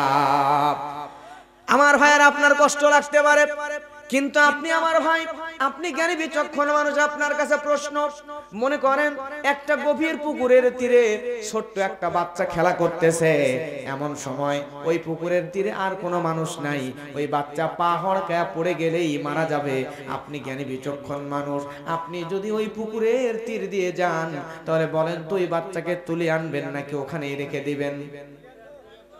ওখানে কেউ রেখে দিবে, তুলে আনবেন। কিন্তু আপনি যখন বাচ্চাটাকে তুলতে যাবেন তখন ওই বাচ্চা আপনাকে চিমটি দিয়ে দেবে, দাড়ি ধরে টান দেবে, আপনাকে আঘাত করবে, কষ্ট দেবে। কারণ সে মনে করবে যে আমি তো আরামেই খেলতেছিলাম, আমারে কেন এভাবে বাধা দেয়, আমারে কেন তুলে আনতেছে। কথা বলেন ঠিক কিনা?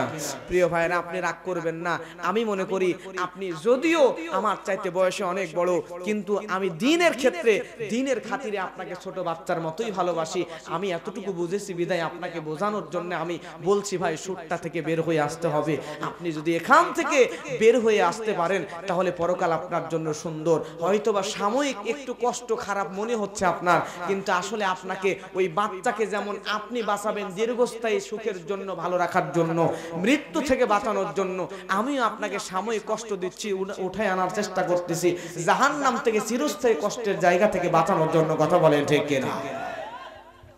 এজন্য কষ্ট পাবেন না। আপনি আমার ভাই, আপনাকে সাথে নিয়ে আমি জান্নাতে একসাথে যেতে চাই। কথা বলেন ঠিক কিনা? আমার ভাইয়ের সুদ যদি ছেড়ে না দেন, এই সুদটা কত ভয়ানক। আল্লাহর নবী হাদিসের মধ্যে বলেন আর রিবা সালাসাতু ওয়া সাবউনা আবাবান আইসারুহা আইয়ান কিহার রাজুল উম্মাহু। আল্লাহর নবী বলেন এই সুদটা এমন খারাপ, এই সুদটা এতই ভয়ানক আমার ভাইয়েরা, এই সুদের মধ্যে প্রায় ৭৩টা গুনাহ আছে। এই ৭৩টা গুনার মধ্যে সবচাইতে ছোট গুনাহ আপন মায়ের সঙ্গে জেনায় লিপ্ত হওয়া। জোরে বলেন নাউজুবিল্লাহ।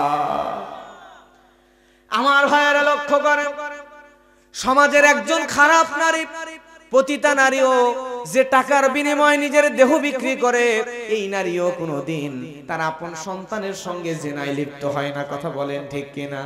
কিন্তু আজকে আমরা না জেনে না জেনে সুদের সঙ্গে জড়িত হয়ে যাই, আর এমন ভয়ানক গুনার সঙ্গে আমরা লিপ্ত হয়ে যাচ্ছি। আল্লাহ আমাদেরকে মাফ করুক। জোরে বলেন আমিন।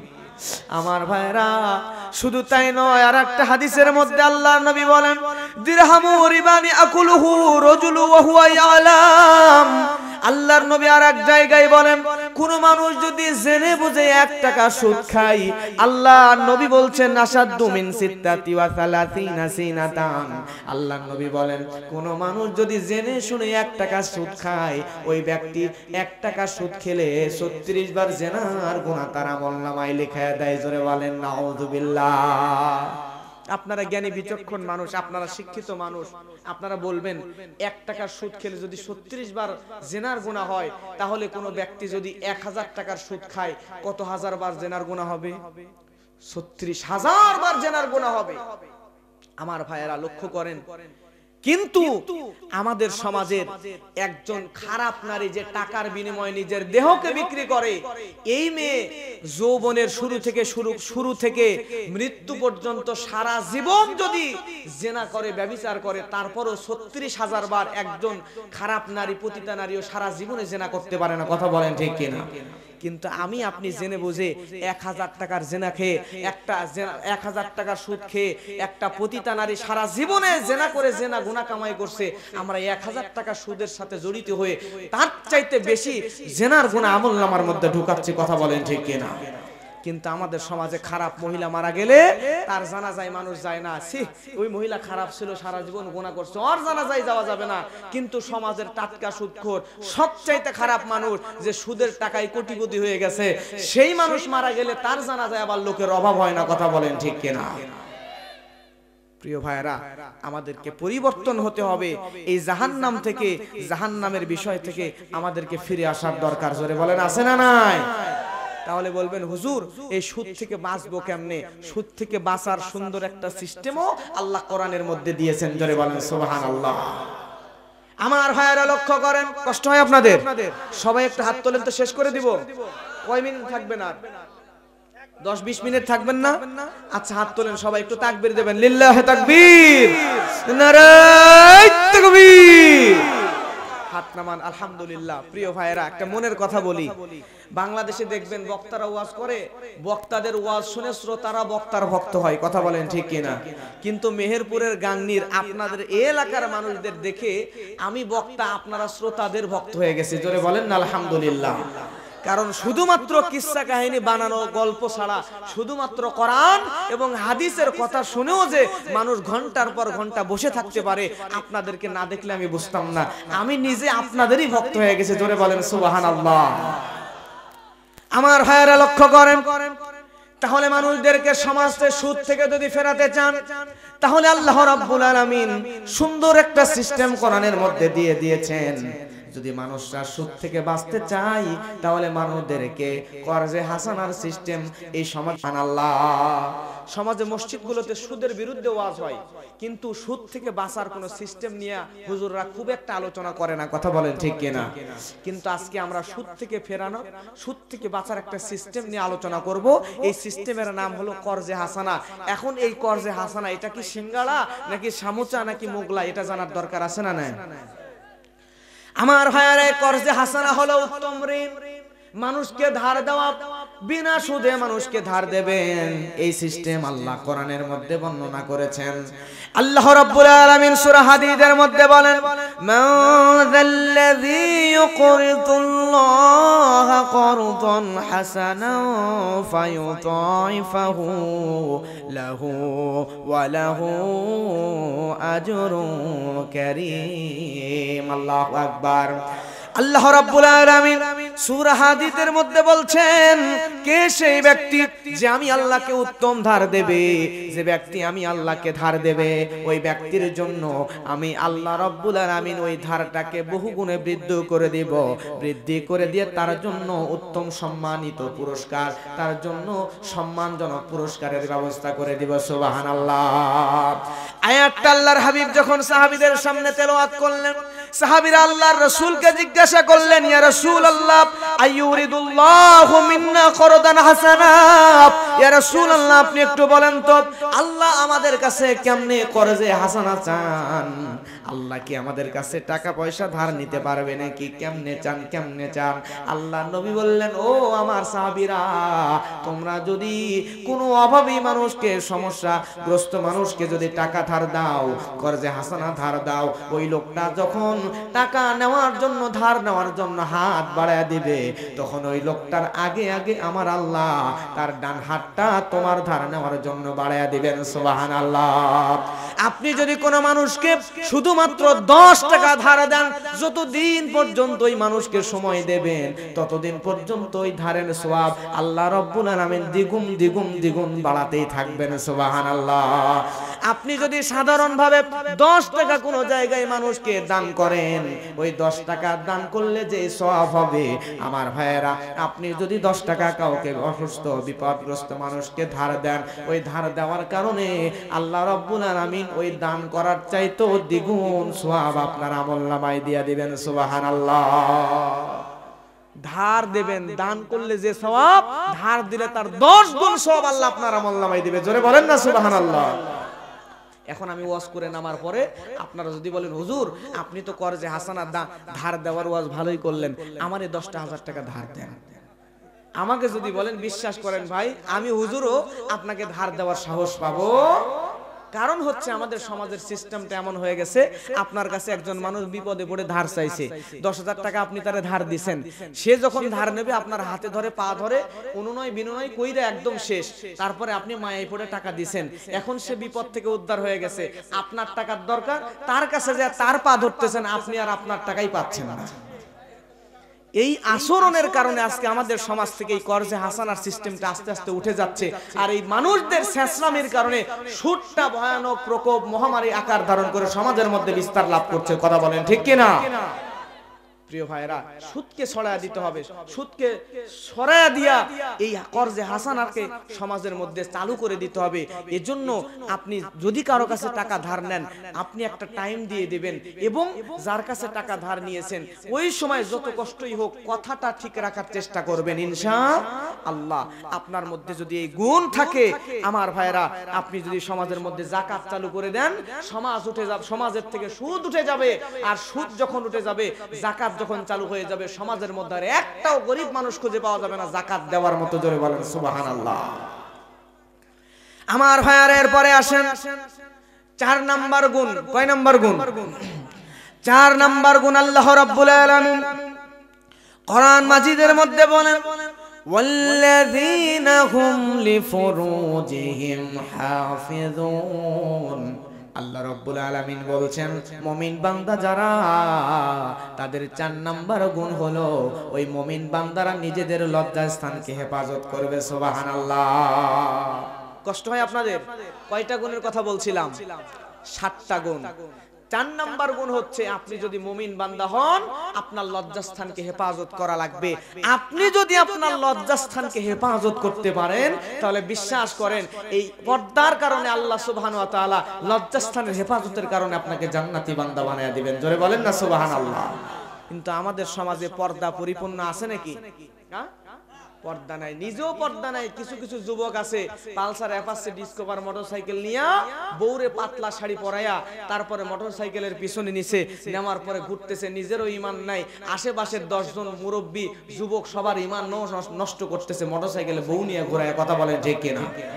বউ নিয়ে যদি একান্তই ঘুরতে ইচ্ছা করে মোটরসাইকেল নিয়ে ঘোরেন, সমস্যা নাই, পরিপূর্ণ পর্দা করায় বোরখা পরায় চোখটাও পর্যন্ত ঢাকবেন। আর যদি সমস্যা হয় মিনিমাম বোরখা পরায় তারপরে বের করবেন। শুধুমাত্র 3 পিস পাতলা শাড়ি পরায় সমাজের মানুষের ঈমান নষ্ট করে আপনি তো জাহান্নামে যাবেন, আর 10 জনকে নিয়ে জাহান্নামে যাওয়া যাবে না। কথা বলেন ঠিক কিনা? আমার তো মনে হয় ইসলামী রাষ্ট্র যদি সমাজের মধ্যে কায়েম থাকতো তাহলে এই সমাজের মধ্যে যুবকরা এরকম বেপরদা মেয়ে নিয়ে ঘুরতে পারতো না। কথা কন ঠিক কিনা? চাচা এরশাদের সময় তখন সামরিক শাসন যখন ছিল, তখন এই যশোরের চাষরামুড়ের একজন আপনার মেজর, তার ঘটনা শুনতেছিলাম। ওই লোকটা শীতের দিন কনকনে ঠান্ডার মধ্যে একজন মহিলা বের হয়ে পাতলা শাড়ি পরে দাঁড়িয়ে আছে রাস্তার পাশে। মেজর সাহেব দেখবেন ডিফেন্সের চাকরি যারা করে, পুলিশ, বিজিপি, আর্মি, র্যাব এই ধরনের চাকরি যারা করে, তাদের মধ্যে কিছু কিছু মানুষ আছে আল্লাহওয়ালা অফিসার যারা, তাদের মধ্যে একটু দেখবেন তাদের মধ্যে কিছু আছে প্র্যাকটিসিং মুসলিম যারা ইসলামকে নিয়ে প্র্যাকটিস করে। এ ধরনের একজন মানুষ উনি দেখতেছেন এমন পাতলা শাড়ি পরে দাঁড়ায় আছে, তখন সেফাইদেরকে ডাক দিয়ে বলতেছে এই মহিলা এভাবে আছে মানুষদের ঈমান নষ্ট করবে, এর আজকে শাস্তি দেওয়াই লাগবে, এরে ঠান্ডা পানির মধ্যে নামান হোক। সুবহানাল্লাহ বলবেন না? কারণ হচ্ছে মেজর সাহেব মনে মনে বলতেছে, মেজর সাহেব এভাবে ডাইরেক্ট বলতেছে যে এই মহিলা এই কনকনে ঠান্ডার মধ্যে যে পাতলা শাড়ি পরছে তার বডির সবকিছু বোঝা যায়, তাহলে পাতলা শাড়ি এই ঠান্ডার মধ্যে যদি পরে, গরমের মধ্যে শাড়ি পরে কি পরে না এটা বোঝাই তো মুশকিল। কথা বলেন ঠিক কিনা? আমার মনে হয় আমাদের মোটরসাইকেলের হেলমেট ছাড়া, ট্যাক্স টোকেন ছাড়া, ড্রাইভিং লাইসেন্স ছাড়া মোটরসাইকেল নিয়ে বের হলে জায়গায় জায়গায় যেমন সার্জেন্ট বসে কেস দিয়ে দেয়, ঠিক তেমন করেও বেপর্দা নারীর জন্য জায়গায় জায়গায় সার্জেন্ট বসায়া তাদেরকে চেক করা বোরখা না থাকলে বেপর্দা ভাবে মানুষের ঈমান যেন নষ্ট করে তাদেরকে ধরে ধরে কেস দিয়া পিটাইয়া জেলে দেওয়া দরকার। জোরে বলেন ঠিক কিনা?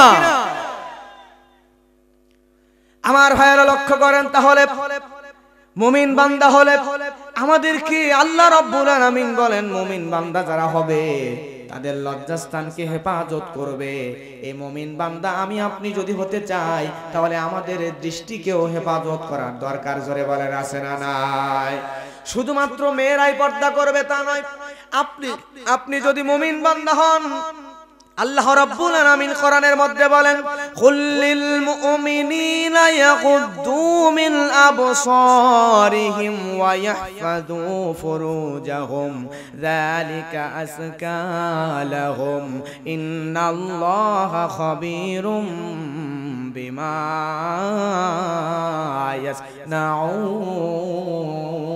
ইয়াসনাউন। আল্লাহ রাব্বুল আলামিন সূরা নূরের মধ্যে বলেন মুমিনদেরকে বলে দাও তারা যেন তাদের দৃষ্টিকে সংযত করে। আমার ভাইয়েরা, মুমিন বান্দারা যেন তাদের লজ্জাস্থানকে হেফাজত করে। আপনি যদি মুমিন বান্দা হন তাহলে শুধুমাত্র নারী পর্দা করবে তাই নয়, নারীকেও পর্দা করতে হবে এবং আপনার দৃষ্টিকেও সবসময় অবনত নিচু করে রাখা লাগবে। জোরে বলেন কথা ঠিক কিনা? আমার ভাইয়েরা লক্ষ্য করেন, এরপরে 5 নাম্বার গুণ। কয় নাম্বার গুণ? 5 নাম্বার গুণ। আপনি যদি মুমিন বান্দা হন আমার ভাইয়েরা, তাহলে 5 নাম্বার গুণ হলো আল্লাহ রাব্বুল আলামিন কোরআনের মধ্যে বলেন ইল্লা আলা আজওয়াজিহিম আইমা মালাকাত আইমানুহুম ফাইন্নাহুম গায়রু মালুমিন ফামান ইবতাগা ওয়ারা যালিকা ফাউলাইকা হুমুল আদুন। আল্লাহু আকবার। আল্লাহ রাব্বুল আলামিন এখানে বলেন ইল্লা আলা আজওয়াজিহিম আও মা মালাকাত আইমানুহুম ফাইন্নাহুম গায়রু মালুমিন। আল্লাহ রাব্বুল আলামিন জানায় দেয় মুমিন বান্দা যারা হবে, সূরা মুমিনুনের 6 নাম্বার এবং 7 নাম্বার আয়াত দিয়া আল্লাহ রাব্বুল আলামিন 5 নাম্বার গুণের কথা বলে। মুমিন বান্দা যারা হবে তারা নিজের অধিকারভুক্ত দাসী এবং নিজের স্ত্রী ব্যতীত অন্যদিকে নজর দিবে। এখন দাস প্রথা আছে নাকি? কিন্তু স্ত্রী আছে না নাই? কিন্তু আপনি যদি মুমিন বান্দা হন তাহলে আপনি আপনার বউ ছাড়া অন্য কোনো দিকে নজর দিতে পারবেন না। কথা বলেন ঠিক কিনা? কিন্তু আমাদের সমাজের মধ্যে পরকীয়া এত প্রকোপ ভয়ানক ধারণ করেছে, এমন ভয়ানক অবস্থার ধারণ করেছে পরকীয়া। একই বিছানার উপরে স্বামী আর স্ত্রী দুইজনই আছে। বিছানার ডান দিকে স্বামী, বাম দিকে স্ত্রী, দুইজনের হাতের মধ্যে দুইটা মোবাইল। একই বিছানায় একজন স্ত্রীর ডানে বসে মোবাইলের মধ্যে স্বামী থাকতে অন্য পরপুরুষের সঙ্গে পরকীয়া করে। ওই বিছানার বাম দিকে স্বামী তার বউ পাশে থাকতে মোবাইলের মধ্যে অন্য নারীর সঙ্গে পরকীয়া করে। আছে না নাই? একই বিছানায় দুইজন, কারো সাথে কারো কানেকশন নাই। স্ত্রী আরেকজনের সঙ্গে, স্বামী আরেকজন নারীর সঙ্গে, স্ত্রী আরেকজন পুরুষের সঙ্গে পরকীয়ায় লিপ্ত আছে। কথা বলেন ঠিক কিনা? এই পরকীয়া দিয়ে সমাজ সয়লাভ হয়ে যাচ্ছে। আমার ভাইয়ারা, এই পরকীয়ার পিছনেও কিছু কারণ আছে। আল্লাহ রাব্বুল আলামিন নারীদেরকে কেন সৃষ্টি করলেন? সূরা রুমের মধ্যে আল্লাহ রাব্বুল আলামিন সুন্দর করে জানিয়ে দিচ্ছেন। আল্লাহ বলেন, ওয়া মিন আয়াতিহি আন খালাকা লাকুম মিন আনফুসিকুম আজওয়াজাল লিতাসকুনু ইলাইহা ওয়া জাআলা বাইনাকুম মাওয়াদ্দাতাও ওয়া রাহমা। আল্লাহু আকবার। আল্লাহ রাব্বুল আলামিন আয়াতের মধ্যে সুন্দর করে জানিয়ে দিচ্ছেন, আমি আল্লাহ রাব্বুল আলামিন নারী জাতিকে সৃষ্টি করলাম পুরুষদের মনোরঞ্জন করার জন্য। পুরুষদের অর্থাৎ নারীকে সৃষ্টি করেছি, ওই নারী তার স্বামীর মনকে প্রশান্তি দিয়ে ভরপুর করে দিবে। তার মানে নারী সৃষ্টি আল্লাহ করলেন। কোরআনের মধ্যে বলেন কারণ হলো পুরুষের মনের প্রশান্তির জন্য। কার প্রশান্তির জন্য? নারীকে আল্লাহ সৃষ্টি করলেন আপনার আমার মনের প্রশান্তির জন্য। কিন্তু এই সমাজের কিছু নারী প্রশান্তির জায়গায় আমরা পুরুষদের অশান্তির কারণ হয়ে দাঁড়াইছে। কথা কোন ঠিক কিনা? ডানে বললে বামে যায়, বামে বললে ডানে যায়, উঠলে বসে যায়, বসতে বললে উঠে যায়। আর নারী আমাদের সমাজে আছে না নাই? আমার ভাইয়েরা, আমাদের মায়েদেরকে জন্য পরিবর্তন হওয়া লাগবে। তবে আমাদেরও বোঝা লাগবে নারী কিন্তু বাঁকা হাড়ের তৈরি। কথা বলেন ঠিক কিনা? সহিহ বুখারীর হাদিস, আল্লাহ নবী বলেন, ইস্তাখসু বিন নিসা, নারীদের সঙ্গে মিষ্টি করে কথা বলা লাগবে। কারণ হলো ফাইনাল মারআতা খুলিকাত মিন দিলাই, নারী হলো বাজরের বাঁকা হাড়ের তৈরি। এই বাজরের বাঁকা হাড়ের তৈরি, এই জন্য নারী একটু বাঁকা স্বভাবের হবে। এটাই হলো স্বাভাবিক। কথা বলেন ঠিক কিনা? আপনি যদি নারীকে যদি আপনি সোজা করতে চান, ফাইন যাহাবতা তুখিমুহু কাসারাতা, তুমি যদি চাও নারীকে সোজা রাখবা, এই নারীকে সোজা রাখতে চাইলে নারী ভেঙে যাবে। আমার ভাইয়েরা, আপনারা যদি কঞ্চি নিয়া, এই পাতলা একটা কঞ্চি নিয়া বাঁকা করতে যান, সামান্য বাঁকা করলে কি হবে? কিছুই হবে না। বেশি বাঁকা করলে ভেঙে যাবে। কথা বলেন ঠিক কিনা? আর যদি সোজা করতে চান, ওইভাবে ছেড়ে দেন, সোজা না করে, তাহলে বাঁকায় থাকবে সারা জীবন। কথা বলেন ঠিক কিনা? নারীও হলো তেমন। আপনি যদি নারীকে বেশি বাঁকা করতে চান, বেশি সোজা করতে চান, টানাটানি কইরা বেশি সোজা করতে গেলে একবারে ভেঙে যাবে। আর ছেড়ে দিয়ে রাখলে সারা জীবন বাঁকায় থাকবে। কথা বলেন ঠিক কিনা? এজন্য আল্লাহর রাসূল বলেছেন কি করবেন? ছেড়েও দিবেন না, আবার বেশি টানাটানি করে পুরোপুরি সোজা করার চেষ্টাও করবেন না। আল্লাহর নবী বললেন, ফাস্তাউসু বিন নিসা। আমার হাবিব বললেন, আল্লাহর হাবিব বললেন, বান্দারে, আমার উম্মতেরা রে, তোমরা শোনো, তোমরা ওই নারীদের সঙ্গে শুধুমাত্র ফাস্তাউসু বিন নিসা, সুন্দর করে কথা বলতে পারো।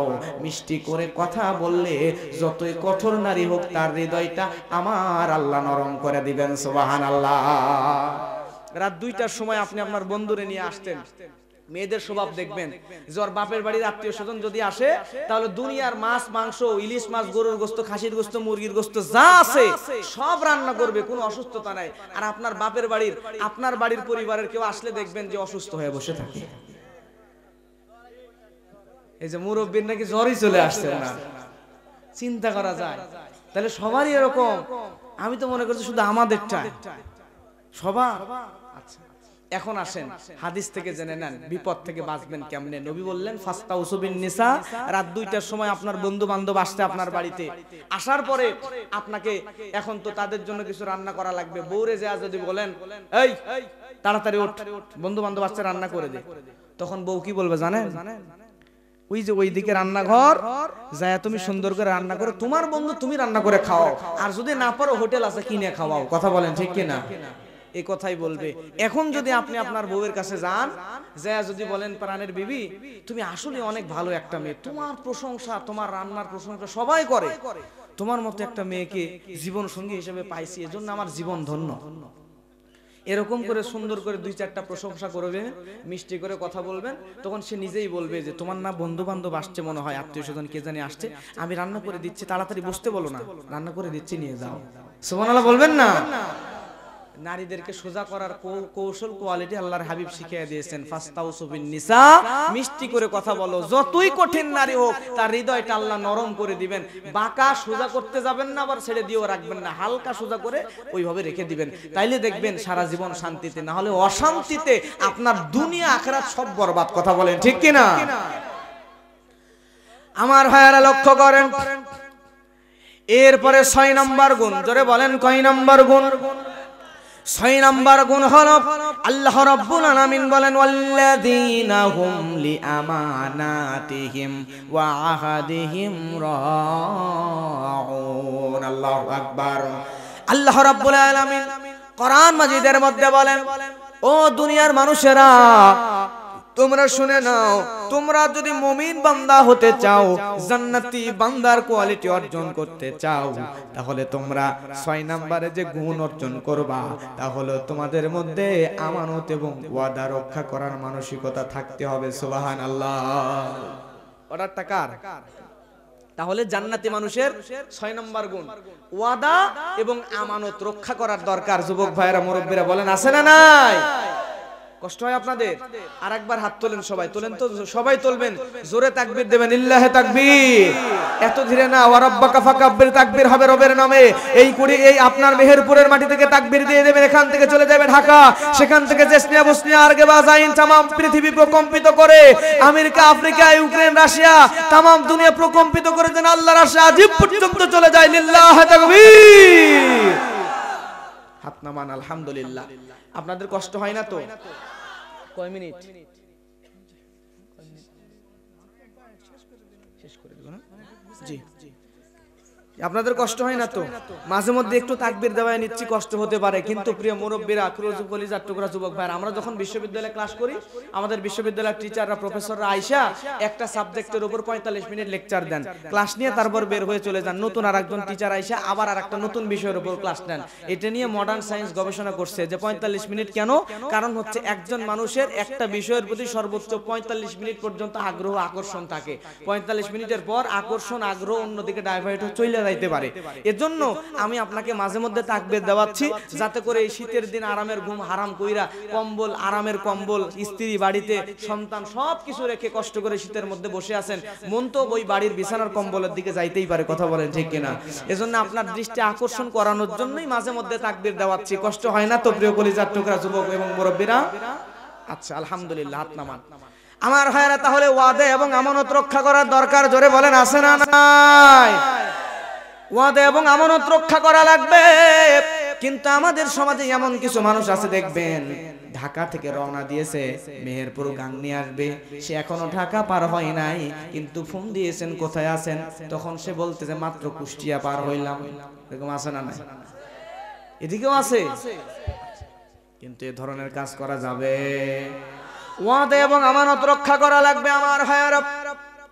এরপরে মুমিন বান্দার 7 নম্বর গুণ হলো, মুমিন বান্দারা আল্লাহ রাব্বুল আলামিন কোরআনের মধ্যে বলেন ওয়াল্লাযীনা হুম আলা সালাওয়াতিহিম ইউহাফিযুন। আল্লাহু আকবার। আল্লাহ রাব্বুল আলামিন বলেন মুমিন বান্দা হলো তারা যারা নিজের নামাজের মধ্যে যত্নবান হয়ে যাবে। আমার ভাইয়েরা, আজকে আমাদের সমাজের মানুষগুলা সবকিছুতে যত্নবান। বাড়িতে বাড়ির সবজি, বাড়ির সামনে সবজি বাগান করেছে, সেখানে যত্ন নাই। গাছ লাগিয়েছে, শীতকালে আমের মুকুল হবে, ওই গাছে সুন্দর করে পানি দিয়ে যত্ন নেয়। ফসলের জমি ফসল লাগাইছে, সেখানেও সর্বোচ্চ দিয়ে যত্ন নেয়। সন্তান, স্ত্রী সবার যত্ন নেন, বাড়ি ঘরের যত্ন নেয়। কিন্তু মানুষরা সবচাইতে অলস যেই জায়গায়, সেটা হলো মানুষদের সালাত। কথা বলেন ঠিক কিনা?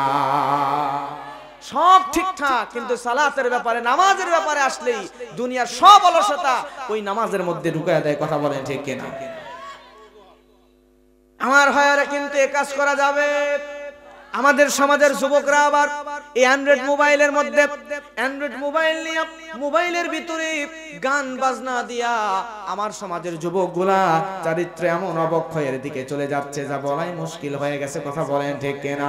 যুবকগুলা নামাজের প্রতি মনোযোগী নয়, নামাজের জামাতে নামাজের প্রতি গুরুত্ব না দিয়া আমার সমাজের যুবকগুলা এমন পাগলের মতো গান বাজনা নিয়ে পাগল হয়ে যায়, পরকাল নিয়ে চিন্তা নাই।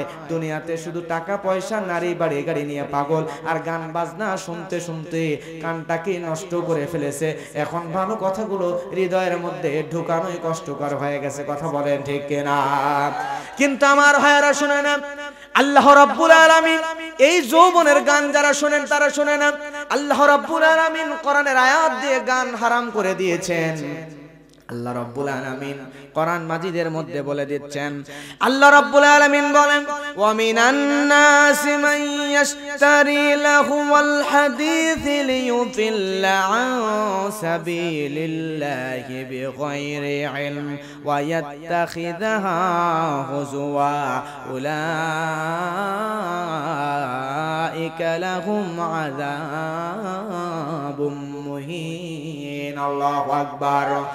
আল্লাহ রাব্বুল আলামিন এই আয়াত দিয়া আল্লাহ রাব্বুল আলামিন লাহুল হাদিস শব্দ দিয়া যৌবনের সমস্ত রকম কথাবার্তা গানকে হারাম করে দিয়েছেন।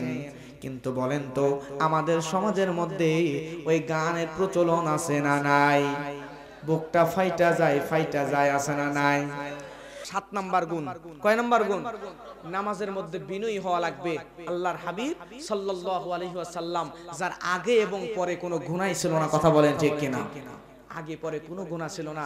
তারপর আল্লাহর হাবিব সাল্লাল্লাহু আলাইহি ওয়াসাল্লাম তার সম্পর্কে আল্লাহ রাসূলের সাহাবী আব্দুল্লাহ ইবনে সিখর রাদিয়াল্লাহু তাআলা আনহু তিনি বর্ণনা করছেন, হযরতে জাবির রাদিয়াল্লাহু তাআলা আনহু তিনি হাদিস বর্ণনা করছেন। তারা বলছেন, আল্লাহর রাসূল যখন নামাজে দাঁড়িয়ে যেতেন, এত লম্বা নামাজ তিনি পড়তেন, এত যত্নের সাথে নামাজ তিনি পড়তেন, তার পা গুলো এরকম বড় বড় হয়ে ফুলে যেত। জোরে বলেন আল্লাহু আকবার। শুধু তাই নয়, আল্লাহর নবী যখন নামাজে দাঁড়িয়ে যেতেন তিনি এমন ভাবে কাঁদতেন, এমন আওয়াজ করতেন। আমার ভাইয়েরা, আল্লাহর হাবিবের আওয়াজ এমন করে, পাতিলের মধ্যে তরকারি দিলে যেমন তরকারি ফুটলে ফড় ফড় ফড় ফড় আওয়াজ হয়, ওই রকম করে যেই নবীর আগে কোনো গুনাহ নাই, পরে কোনো গুনাহ নাই, ওই নবীও যখন নামাজে দাঁড়িয়ে যেতেন ওই নামাজের মধ্যে ফড় ফড় ফড় ফড় আওয়াজ দিয়ে কাঁদতেন। জোরে বলেন আল্লাহু আকবার। তাহলে এই নবী এত যত্নের সাথে নামাজ পড়েন, আর আমরা ওই নবীর উম্মাত, আমাদের জীবন গুনাহ দিয়ে পরিপূর্ণ। ওই নবীর শাফায়াত ছাড়া আর আল্লাহর রহমত ছাড়া আমরা কেউ জান্নাতে যেতে পারবো? তাহলে নামাজ যত্নের সাথে আদায় করার দরকার। জোরে বলেন আছে না নাই? আল্লাহ আমাদেরকে যত্নের সাথে নামাজ আদায় করার তৌফিক দান করুন। সকলে বলেন আমিন। প্রিয় ভাইরা, তাহলে গুণ বলেছিলাম কয়টা? 7টা গুণ। মনে আছে তো আপনাদের? আমি যে বললাম হাজারো শ্রোতার দরকার নাই, যদি 5 জন শ্রোতাও থাকে, একজন শ্রোতাও যদি এই 7টা গুণ নিজের জীবনে আনতে পারে, তাহলে আজকের মাহফিল সফল, আমাদের এই মাহফিলটাও সফল, আমাদের জীবন ও দুনিয়া এবং আখিরাত দুজাহানের জন্য সফল। জোরে বলেন কথা ঠিক কিনা?